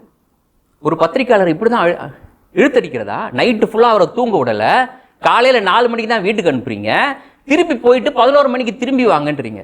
அப்போதும் அவர் வந்தார். அப்போதும் அழைப்பானை கிடையாது, அதற்கும் அழைப்பானை கிடையாது, வாய்மொழி தான், வந்துருங்க டிசி உங்களை பார்க்கணுன்ட்டு. 11 மணிக்கு போகிறாரு. நைட்டு ஃபுல்லாக தூங்கலை, அவர் ஃபோனை பிடிங்கி வச்சுக்கிட்டாங்க. 11 மணிக்கு போகிறாரு. போயிட்டு சாயந்தரம் 5 மணி வரைக்கும் காவல் நிலையத்தில் வச்சுட்டு ஒரு கேள்வி கூட அவரை கேட்காம உட்கார வச்சுருக்காங்க. கேட்டால் டிசி இன்னொரு வழக்கில் பிஸியாக இருக்கிறாரு. சரி, டிசி இன்னொரு வழக்கில் பிஸியாக இருந்தால் இவர் என்ன பண்ணியிருக்கணும்? நீங்கள் இன்றைக்கி போயிடுங்க, முறையாக இன்னொரு தடவை அழைப்பானை கொடுக்குறோம், இல்லைனா நீங்கள் தான் கால் பண்ணாலே வரீங்களே, வாங்க நாளைக்கு, இல்லைன்னா நாளைக்கு உங்களை கூப்பிட்றோம், அப்போ வாங்க, டிசி ஃப்ரீயானது பிறகு வாங்கன்னு சொல்லியிருக்கலாம்ல. ஏன் வந்து 11 மணிலிருந்து சாயந்தரம் 5-6 மணி வரைக்கும் ஒரு பத்திரிகையாளரை காவல் நிலையத்தில் உட்கார வைக்கிறாங்க? காவல்துறையினுடைய நடவடிக்கையை தெரிந்தவர்களுக்கெல்லாம் இதனுடைய அர்த்தம் புரியும். என்னன்னா, அதுவே அவரை அச்சுறுத்தக்கூடிய ஒரு விஷயம். சைக்கலாஜிக்கலா அவரை வந்து தயார்படுத்துவாங்க. ஒரு ஒரு ஒரு அவரை வந்து அச்சுறுத்துறதுக்கான எல்லா வேலையும் செய்வாங்க. செஞ்சுட்டு கடைசியாக வந்து ஒரு கேள்வி கேட்பாங்க, இல்லைன்னா நடுவில் 2 பேர் வந்து சும்மா பேசிட்டு போவாங்க. இந்த விசாரணைக்கு உட்பட்ட நபர்களுக்கெல்லாம் இதெல்லாம் தெரியும். இது காவல்துறையினுடைய ஒரு டெக்னிக். அந்த டெக்னிக்கை யாருக்கு எதிராக பயன்படுத்துறீங்க? விசாரணைக்கு ஒத்துழைத்த, தன் செல்போனை திருப்பி கொடுத்த, தமிழ்நாடு முழுவதும் அறியப்பட்ட ஒரு பத்திரிகையாளருக்கு எதிராக உங்களுடைய இந்த மாதிரியான சீப்பான டெக்னிக் அவருக்கு எதிராக நீங்க பயன்படுத்திருக்கீங்க. அதற்கு பிறகு சாயந்தரம் இந்த தகவல் அறிந்து பத்திரிகையாளர்கள் எல்லாருமே அங்கே போனதுக்கு பிறகுதான் பேருக்குன்னு அவரை கூப்பிட்டு ஒரு 1/2 மணி நேரம் ஏசி விசாரணை நடத்துறாரு. அப்போ கூட டிசி இல்லை, ஏசி விசாரணை நடத்திட்டு அமுச்சு வைக்கிறாரு. அமுச்சு வைக்கும்போது அவர் என்ன சொல்றாரு? ஒண்ணுமே இல்லை சார், இது சும்மா ஒரு விட்னஸ் சார். எங்ககிட்ட சொன்னது சும்மா ஒரு விட்னஸ் சார். அப்போ கூட நம்ம கேட்குறோம், சும்மா விட்னஸ் ஏன் சார் காலைல 11 மணிலேருந்து இப்போ வரைக்கும் உட்கார வச்சிங்க? நாங்கள் வந்து தான் அவரை கூட்டு போகணுமா? இதெல்லாம் அந்த 6 செல்ஃபோனில் நடக்கலைங்க. அவர் சொல்கிறார்ல, அந்த 6 செல்ஃபோன் இன்சிடென்ட் அதில் நடக்கல, இதில் நடந்தது. மஞ்சளா பேசலாமா? காவல்துறை காவல்துறை யாரையும் ஹராஸ் பண்ணுறதுல நமக்கு உடன்பாடு கிடையாது. அது யாரை பண்ணாலும் கண்டிக்கத்தக்கது.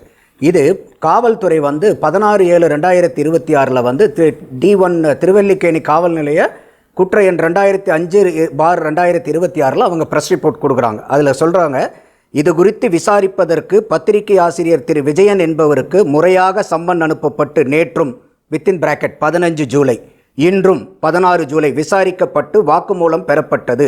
இவ்வழக்கின் அவரது செல்போனில் வழக்குக்கு தொடர்புடைய ஆதாரங்களை அறிய சைபர் பகுப்பாய்விற்கு உட்படுத்த அவரிடமிருந்து பெறப்பட்டது. மேலும் தொடர்ந்து விசாரணைக்கு ஒத்துழைக்குமாறு அறிவுறுத்தப்பட்டது.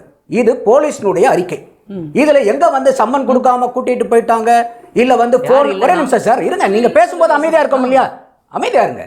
அப்போ இந்த இடத்துல அவங்க மேகாலயா ப்ராஜெக்ட்னு சொல்லிட்டு இதை ரன் பண்றாங்க. ஒரு 15 எம்எல்ஏக்களை தாவேக்காவிலிருந்து எடுக்கணும். மேகாலயா ஸ்டேட்ல எப்படி கொஞ்சம் கொஞ்சமா ஓவர் பீரியட் ஆஃப் டைம் வந்து எம்எல்ஏக்களை தூக்குன மாதிரி இதுக்கு மேகாலயா ப்ராஜெக்ட் கொஞ்சமா தூக்குறாங்களா? அதே மாதிரி இருங்க சார், ஒரு நிமிஷம். ஏன் சார் பதறீங்க? இல்ல சொல்றேன், ஏன் பதட்டம்? இல்ல அது ஒரு உதாரணம் இங்க இருக்கு சார். பதட்டம் இல்ல, அப்போ பதற வேண்டாம். அப்போ இவ்வளவு தான் நீங்க வந்து சம்மனே கொடுக்கலன்றீங்க. சம்மன் கொடுத்ததா சொல்லுங்க சார். என்ன மேடம் சொல்லுங்க. என்னங்க நீங்க எல்லாரும் அவர் பேசுறதுக்கும் மாத்தி மாத்தி பேசுறீங்க, நான் பேசுறதுக்கும் யாருங்க சரி, நான் போய் சொல்லலைங்க, அவங்க சொல்லுவாங்க. ரீவைண்ட் நீங்க சொன்னீங்களே, ரீவைண்ட் பண்ணி போடுங்க. சம்மனே கொடுக்காம கூட்டிட்டு போனாங்கன்னாரு. இல்ல மேம், 2 நாளும் ஏங்க, முதல்ல கவனிங்க. 2-3 சரி, இருங்க, ஒரே நிமிஷம். ரஜினி, ஒரு நிமிஷம் ரஜினி. என்னங்க சொன்னார் அவர், சொல்லுங்க. ஒரு தடவை கொடுத்ததா சொல்லியிருந்தாரு. இதுல 2 தடவை சம்மன் கொடுத்ததா இருக்குன்னு தான் நான் படிக்கிறேன். போலீசார் எத்தனை தடவை 2 தடவை சம்மன் கொடுத்திருக்காங்க அவங்க அறிக்கையில. கூப்பிட்டாங்கன்னு கேக்குறேன். அதுல ஏங்க, ஒரு நாளைக்கு ஒரு சம்மன் கொடுப்பாங்கங்க. இப்ப இவர் என்ன சொன்னார், காலையில இருந்து சாயந்தரம் வரைக்கும் உட்கார வச்சிருக்காங்கன்னாரு. அப்ப அந்த அன்னைக்கு சம்மன் இல்லாம கூப்பிட்டா தவறு. நான் தான் சொல்றேனே, ஹராஸ்மெண்ட் பண்றது யாரு பண்ணாலும் யார பண்ணினாலும் தவறு. இப்ப எம்எல்ஏவே வந்து முதலமைச்சருடைய எலும்பு உடைப்பன்னு சொல்லி தூக்கி உள்ளார வைக்கிறாங்க. நீதியரசர் வந்து 15 நாள் நீதிமன்ற காவல் கொடுக்கும்போது இந்த மாதிரி வழக்குல ஒரு பத்திரிகையாளராக இருக்கிற ஒரு காரணத்துக்காக மட்டுமே பத்திரிகையாளரை விசாரிக்க கூடாதுங்கிறது இருக்கா? இன்னைக்கு வரைக்கும் விஜயன் அவர்கள் ஏதாவது அவர்கிட்ட இருந்து தனிப்பட்ட முறையில் என்ன காவல்துறை ஹராஸ் பண்ணிருக்காங்க இன்னைக்கு வரைக்கும் ஸ்டேட்மெண்ட் வந்திருக்கா? விஜயன் அவர்கள் இது வரைக்கும் ஏதாவது பேசியிருக்காரா? சொல்லுங்க. அப்படி சொன்னாரா நம்ம ஏத்துக்கலாம். விஜயன் சொல்றனாதான் வந்து இது தவறு அப்படின்றது பாதிக்கப்பட்டவங்க. இப்போ ஒரு நிமிஷம் இருங்க ஹரிஃப், ஒரு நிமிஷம். இப்போ நீங்க ஒரு கேள்வி என்கிட்ட இருங்க, அது மொத்தமா என்னங்க, அப்புறம் நம்ம வரும்போதெல்லாம் அமைதியாயிடுறீங்க. சொல்லுங்க கேளுங்க. அப்போ இன்னைக்கு நீங்க சம்மன் கொடுக்காம கூப்பிட்டாங்கிறது பொய். 2 நாளும் அவங்க சம்மன் அப்படி சொல்லவே இல்ல. திருப்பி பொய் நீங்க அதை கரெக்டா கரெக்ட் பண்ணுங்க. அவருடைய ஸ்டைலே சொல்லுவோம். ரீவைண்ட் பண்ணி பாருங்க, தெரியும். ரீவைண்ட் பண்ணி பாத்தீங்கன்னா தெரியும். அடுத்தது, அப்ப இன்னைக்கு இந்த மாதிரி சில குறுஞ்செய்திகள் இருக்கு. சமஸ் அவர்கள் எழுதும்போது கூட என்ன சொல்லியிருக்காருன்னா, ஆமா அன்னைக்கு கூட எங்க மீட்டிங் நடந்துச்சு, ஏதோ நடக்குதுன்னு அவர் சொன்னாரு அப்படிங்கிற ஒரு வார்த்தையை போடுறார். அப்ப அந்த ஏதோ ஒன்று நடக்குதுங்கும் போது இவருக்கு அந்த உரையாடல்ல ஏதோ தெரிஞ்சிருக்கிறதுக்கு வாய்ப்பு இருக்கு. நம்ம வந்து இன்னைக்கு அவரை வந்து விசாரிச்சு தான் இருக்காங்களே ஒழிய அவரை வந்து அக்யூஸ் பண்ணல இன்னைக்கு வரைக்கும் காவல்துறை. என்னங்க மிட் நைட்லயுமா? ஏங்க விசாரிக்கிறதுக்கு வந்து மிட் நைட்ல கூப்பிட்டா தப்புங்க. மிட் நைட்ல கூப்பிடுறது தப்பு தான். அவங்க சொல்லி இருக்கிறது 15, 16 2 நாளையும் கூப்பிட்டு விசாரிக்கிறாங்க. விசாரணை மிட் நைட் வரைக்கும் போனா என்ன தப்பு? மிட் நைட்ல வீட்டுக்கு போனவரை திருப்பி கூப்பிட்டு மிட் நைட் வரைக்கும் போறது இல்ல, மிட் நைட்ல வர சொல்றது தப்பு இல்ல. ஏங்க அதை தாங்க 2வது நாளுங்க, அது 2வது நாள்ல அவங்க சம்மன் கொடுத்து கூப்பிடுறாங்க. நான் அதை தான் தெளிவா கேக்குறேங்க. இன்னைக்கு வரைக்கும் இப்ப ஆசிப் இவ்வளவு பொங்குறாருல, இன்னைக்கு வரைக்கும் விஜயன் அவர்கள் ஏதாவது இது வரைக்கும் பேசியிருக்காரா? கதையா இருக்கு. பாதிக்கப்பட்ட அவர் என்னங்க ஏங்க அவர் பாங்க பேசணும். என்னை வந்து இந்த மாதிரி அடக்குமுறை பண்ணிருக்காங்கன்னு அவர் பேசணுங்க. இன்னைக்கு அப்ப நம்மளுடைய கேள்வி, யாருமே சட்டத்திற்கு முன் சமந்தான். கான்ஸ்டிடியூஷனல் பிரகாரம் இன்னைக்கு மார்கண்டேயன் இவர் சொல்றாரு, பாதிக்கப்பட்டவர் பேசணும்னு. நானா இருந்தாலும் யாரா இருந்தாலும் பாதிக்கப்பட்டவர் முதலமைச்சருங்க. அவர் முதுக தான் உடைப்பேன்னு சொன்னாரு. அவர் பேசினாரா? எதுக்கு நீங்க மார்கண்டேயன்? அது கிரிமினல் இன்டிமிடேஷன். நீங்க டிஃபமேட்டரி சொல்லுங்க. டிஃபமேட்டரி தனிப்பட்ட பாதிக்கப்பட்டவங்க வந்து பேசிட்டு இருப்பாங்க எல்லாத்துக்குமே. இப்ப டிஃபமேஷன் கேஸ்னா நான் போய் போடணுங்க. கிரிமினல் இன்டிமிடேஷன் போடணுங்கிற அவசியம் இல்லைங்க. கிரிமினல் இன்டிமிடேஷன் வந்து அவங்க வந்து அங்க இருக்கக்கூடிய நிர்வாகிக்கு கொடுத்து கூட கேஸ் எடுக்கலாம். டிஃபமேஷன் தான் தனிப்பட்ட ஆள் போய் கொடுக்கணும். அப்ப இவங்க வந்து எலும்பு உடைச்சிருவாங்கன்னா அவர் இங்க இருந்த சீஃப் மினிஸ்டர் அங்க போகணுமாங்க கேஸ் கொடுக்கிறதுக்கு? அப்ப எந்த மாதிரி ஒரே அளவுகோல்ல எல்லாத்தையும் பாருங்க, எல்லாம் ஒரே கண்ணாடியில எல்லாத்தையும் பாருங்க. சட்டத்துக்கு புறம்பாக நடைபெற்றிருக்கிறது. ஆதரவுக்குன்னா ஒண்ணு, சட்டத்துக்கு புறம்பாக நடைபெற்றிருக்கக்கூடிய ஒரு விஷயம். இதுவும் சட்டத்துக்கு புறம்பாக நடைபெற்றிருக்கக்கூடிய ஒரு விஷயம். ரெண்டுக்கும் சமமான கண்ணாடி போட்டு பாருங்க. சிஎம் ஒண்ணுதான், பத்திரிகையாளர் ஒண்ணுதான், சாமானியனும் ஒண்ணுதான். சட்டத்துக்கு முன்னர் அனைவரும் சமம். ஆர்டிகல் 14 அததான். இப்ப சிபிஐ முதலமைச்சரை கூப்பிட்டு விசாரிச்சாங்களா இல்லையா? விஜய் அவர்களை விசாரிச்சாங்களா இல்லையா? ஓகே ரஜினி சார், நீங்க உங்களுடைய நிறைவு பார்வையை சுருக்கமா முன்வைக்கலாம். எலும்பு உடைப்பேன்னு சொன்னவருக்கு வழக்கு போட்டு ஜெயிலில் இருக்காரு. வீடு பூந்து அடிச்சவருக்கு இன்னைக்கு நிதியமைச்சர் பதவி. இதுதான் விஜயோடைய ஆட்சியினுடைய ஒரு கேவலமான ஒரு விஷயம். அதே மாதிரி அண்ணன் வந்து அவங்க 2 பேருக்குள்ள ஒரு கான்வர்சேஷன் நடந்துச்சு. பத்திரிகையாளர்னா உங்களுக்கு தெரியுமா அவருக்கு தெரியுமான்னு. இங்கே பார்க்குறவங்களுக்கும் தெரியுமான்னு தெரியாது. அவர் சென்னை பத்திரிகையாளர் மன்றத்தில் பத்திரிகையாளரால் தேர்ந்தெடுக்கப்பட்ட செயலாளராகவோ தலைவராகவோ அவர் இருக்கார். அதனால பத்திரிகையாளர் யாருன்னு அவருக்கு தெரியும். அதனால பத்திரிகையாளர்னா உங்களுக்கு தெரியுமான்ற கேள்வி அவர்கிட்ட கேட்டாரு. அதனால அதை மட்டும் நான் கேள்வி வேற ரஜினி அதை சரியா புரிஞ்சுக்கல அந்த கேள்வி. இல்ல நான் அவர் யாரும் கேட்கல. இல்ல அரசாங்கத்துக்கு யார் எதிராக பேசினாலும் நீங்க அந்த விஷயத்துல ஒரே ஒரு விஷயம், அதற்காக நான் சொல்றோம் தான் பத்திரிகையாளர்னு நான் சொல்ல மாட்டேன். அது என்னுடைய பர்சனல். அதத்தான் நம்ம பத்திரிகையாளர் யாருன்னு அவருக்கு தெரியும். உங்களுக்கு தெரியுமா அவர் யாருன்னா? நிறைவு பார்வையை சுருக்கமா முடிச்சிருங்க. இது வந்து தொடர்ந்து தாவேக அரசாங்கம் இந்த மாதிரி செயல்பட்டு வருவது ஜனநாயகத்திற்கு உகந்ததல்ல. தொடர்ந்து திமுகவை சார்ந்தவர்களும் அதாவது தாவேக அரசாங்கத்திற்கு யாரெல்லாம் எதிராக பேசுறாங்களோ அவங்க மீதெல்லாம் வழக்கு பதிய வேண்டும் என்று சொன்னால், தாவேகால இன்றைக்கும் சொல்லுகிறோம் எம்எல்ஏவாக இருப்பவர்கள் நிறைய செயல்களை செய்துவிட்டு சுதந்திரமாக சுற்றி கொண்டிருக்கிறார்கள். சட்டம் அனைவருக்கும் சமம்னா புஷி ஆனந்த் அவர்கள் ஊழல் செய்திருக்கிறார், அதாவது கவர்மெண்ட் அட்வொகேட்ஸ் போடுறதுல லஞ்சம் வாங்கியிருக்கிறாருன்னு சொல்லி ஒரு பெண்மணி சொன்னாங்க. புஷி ஆனந்த் கிட்ட ஒரு விசாரணையாவது நீங்க வந்து நடத்துனீங்களா? நீங்க தான் சொல்றீங்க தொட்டா விட மாட்டேன், தொட்டவங்களே விட மாட்டேன் அப்படின்னு சொன்னாங்க. அதுதான் நீங்க புகார் கொடுத்தவங்கள கட்சியில இருந்து நீக்கிறீங்க. குற்றம் செய்ததாக ஒருத்தர் வந்து சொல்றாருன்னா அவரை விசாரணைக்கு கூட உட்படுத்த மாட்டீங்கன்னா எந்த மாதிரியான ஆட்சி? தாவேக்கால இருந்தீங்கன்னா நீங்க எந்த குற்றம் வேணா செய்யலாம், அதற்கு வந்து தாவேக்கா அரசாங்கம் துணை நிற்கும்னா இது வந்து ஜனநாயகத்திற்கு உகந்ததல்ல. நீங்க தான் சொல்றீங்க எல்லாரையும் நாங்க சமமா பார்ப்போம், யாரு தவறு செய்த அண்ணன் சொன்னார், சூப்பரா சொன்னார். செங்கல்பட்டு துணை செயலாளர் மீது உடனடியாக நடவடிக்கை எடுத்தோம். செங்கல்பட்டு துணை செயலாளர், மாவட்ட துணை செயலாளர், செங்கல்பட்டு மாவட்ட செயலாளர் யாருன்னு தெரியுமா? கில்லி சரத். அவர் ஒரு பொது வெளியில மாத்திரையை நெருக்கிறாராம். அவரை கூட்டு போயிட்டு ஒரு மெடிக்கல் டெஸ்டுக்காக கொண்டு போயிருக்கலாம் அவரை. அவர் போதை மாத்திரை தான் அவர் பயன்படுத்தினார்னு சொல்லி எல்லாரும் சமூகத்துல சொல்லி இருந்தாங்க. நீங்க போயிட்டு இல்ல மெடிக்கல் டெஸ்ட் கூட்டு போயிருக்கலாம்ல, நீங்க தான் சொல்றீங்களே நாங்க அவர்கள் மீது நடவடிக்கை எடுத்தோம்னு சொல்லி. அப்ப இவர்கள் மீதெல்லாம் யார் நடவடிக்கை எடுக்கிறது? குற்றம் சாட்டப்பட்டவர்கள் மீது நீங்களா அதாவது சாதாரண ஒரு விசாரணைக்காக கொண்டு போயிருக்கலாம். அப்ப திமுக காரர்களா இருந்தா தப்பே செய்யனாலும் அவங்க ஜெயில இருக்கணும், தாவேக்காவா இருந்தா தவறுகளே செய்தாலும் வெளியே சுதந்திரமா இருக்கலாம் என்றால் இது ஜனநாயகம் அல்ல. காமேஷ், உங்களுடைய நிறைவு பார்வையை சுருக்கமா முன்வைங்க. ஆனா இப்ப தம்பி சொல்லும்போது சொன்னாரு புஷி ஆனந்த் மேல வந்து இது எடுத்தாங்களா, நீதிமன்ற வழக்குகள், வழக்கறிஞரை வந்து இது பண்ணதுக்கு அப்பாயின்மெண்ட் பண்ணதுக்குலாம் சொன்னாரு. அந்த ஞான சௌந்தரின்ற மேடம் வந்து வழக்கு விசாரணைக்காக வழக்கு கொண்டு போகும்போது நீதிமன்றத்திலேயே முதலமைச்சர் பேரையும் புஷி ஆனந்த் பேரையும் நீக்க வேண்டும் என்று சொல்லி தான் அந்த இதையே எடுத்திருக்காங்க. அவங்க அது சரின்னு சொல்லிட்டாங்க. அது தம்பி போய் அந்த கேஸை ஸ்டடி பண்ணாருன்னா தெரியும்னு நினைக்கிறேன். அவர் அந்த கேஸ்லேயே கிடையாது அவங்க 2 பேரும். ஏன்னா அந்த மேடம் கொடுக்கும்போது இவங்க 2 பேர் பேரையும் கொடுத்தாங்க. இது சட்டத்துறையில் வருவதால் இவர்களுக்கும் அதுக்கும் சம்பந்தம் இல்லை, தயவுசெய்து நீக்குங்கன்னு சொல்லி அவர்களும் ஒத்துக்கொண்டு நீக்கப்பட்டது. ஸோ அது வேற ஒரு பாயிண்ட். நம்ம இன்னொரு நாள் அதை பற்றி நிறையா பேசுவோம், அது என்ன நடந்துச்சு போச்சு அப்படின்ட்டு. இங்கே வந்து சட்டம் எல்லாருக்கும் சமமாக தான் இருக்குது, இதில் எந்த பாயிண்ட்ல. சரத்தை பற்றி சொன்னார். சரத்துக்கான உட்கட்சி பிரச்சனையாக இது வரைக்கும் யாரும் பெருசாக கம்ப்ளைண்ட் கொடுக்கல. வேணா நாளைக்கு தம்பி போய் தாராளமாக கம்ப்ளைண்ட் கொடுக்கலாம் அமைச்சர் மேல. வீடியோ வந்துச்சு, அதுக்கு பதில் சொல்லுங்க. வீடியோ 1000 வரும் சார், 1000 வீடியோ வந்தாலும் விசாரிக்க மாட்டீங்க. கட்சி மேல் அதே வீடியோ தான் எங்களையும் சொன்னீங்க அப்படின்னா இங்க ஒரு பாயிண்ட்ல வா சார், எந்த வீடியோ யாருக்கு எப்படி வருதுன்றதான் பாயிண்ட். நீங்க எல்லாத்தையும் ஒரே கோட்குள்ள வச்சு பார்க்க முடியாது. ரொம்ப சிம்பிளா முடிக்கணும் அப்படின்னா இந்த ஆட்சி அனைவருக்குமான பொதுவான ஆட்சியா தான் இருக்கு. முதலமைச்சர் நேர்மையாக தான் இருக்கிறார். அதற்கு சான்றாக எத்தனை வீடியோஸ் வெளியில வருதுன்னு அந்தந்த துறையை சார்ந்தவர்கள் பிசினஸ் மேன்ஸ்ல இருந்து எல்லாருமே சொல்லிட்டு இருக்காரு. நான் பாக்குறேன். இதுல முக்கியமாக இது ஒரு ஜனநாயக ஆட்சியாக தான் நடந்து கொண்டிருக்கிறது. இவர்கள் செய்யும் தவறுதான் காரணமே தவிர இவர்கள் பிரச்சனைக்கு வேற எதுவுமே இல்லைன்றத பிசினஸ் மேன் சொல்றாங்க. அதாவது வந்து விவசாயிகள் சொல்லல, விவசாயிகள் போராடி கொண்டிருக்கிறார்கள். அனைவருக்கும் நன்றி. பிஹைண்ட் உட்ஸ் வழங்கும் ஃபேஸ் ஆஃப் வாத மேடைக்கு பங்கேற்று உங்கள் கருத்துக்களை முன் வச்சதுக்கு நன்றி. Behindwoods in Face Off the digital debate show. Title sponsor பழைய தங்கத்திற்கு நல்ல விலை கொடுக்கும் சிறந்த நிறுவனம் Best Money Gold. Grand Royal Tours, உங்க ஒவ்வொரு ட்ரிப்பையும் ஸ்வீட் மெமரிஸ் ஆக்க கிராண்ட் ராயல் டூர்ஸ்க்கு வாங்க. Power by Rajmahal Silks Madurai. தொட்டு தொடரும் ஒரு பட்டு பாரம்பரியம் Rajmahal Silks Madurai. Best Money Gold Jewelry Grand Royal Tours presents Behind Its Face Off, the digital debate show powered by Rajmahal Silks Madurai.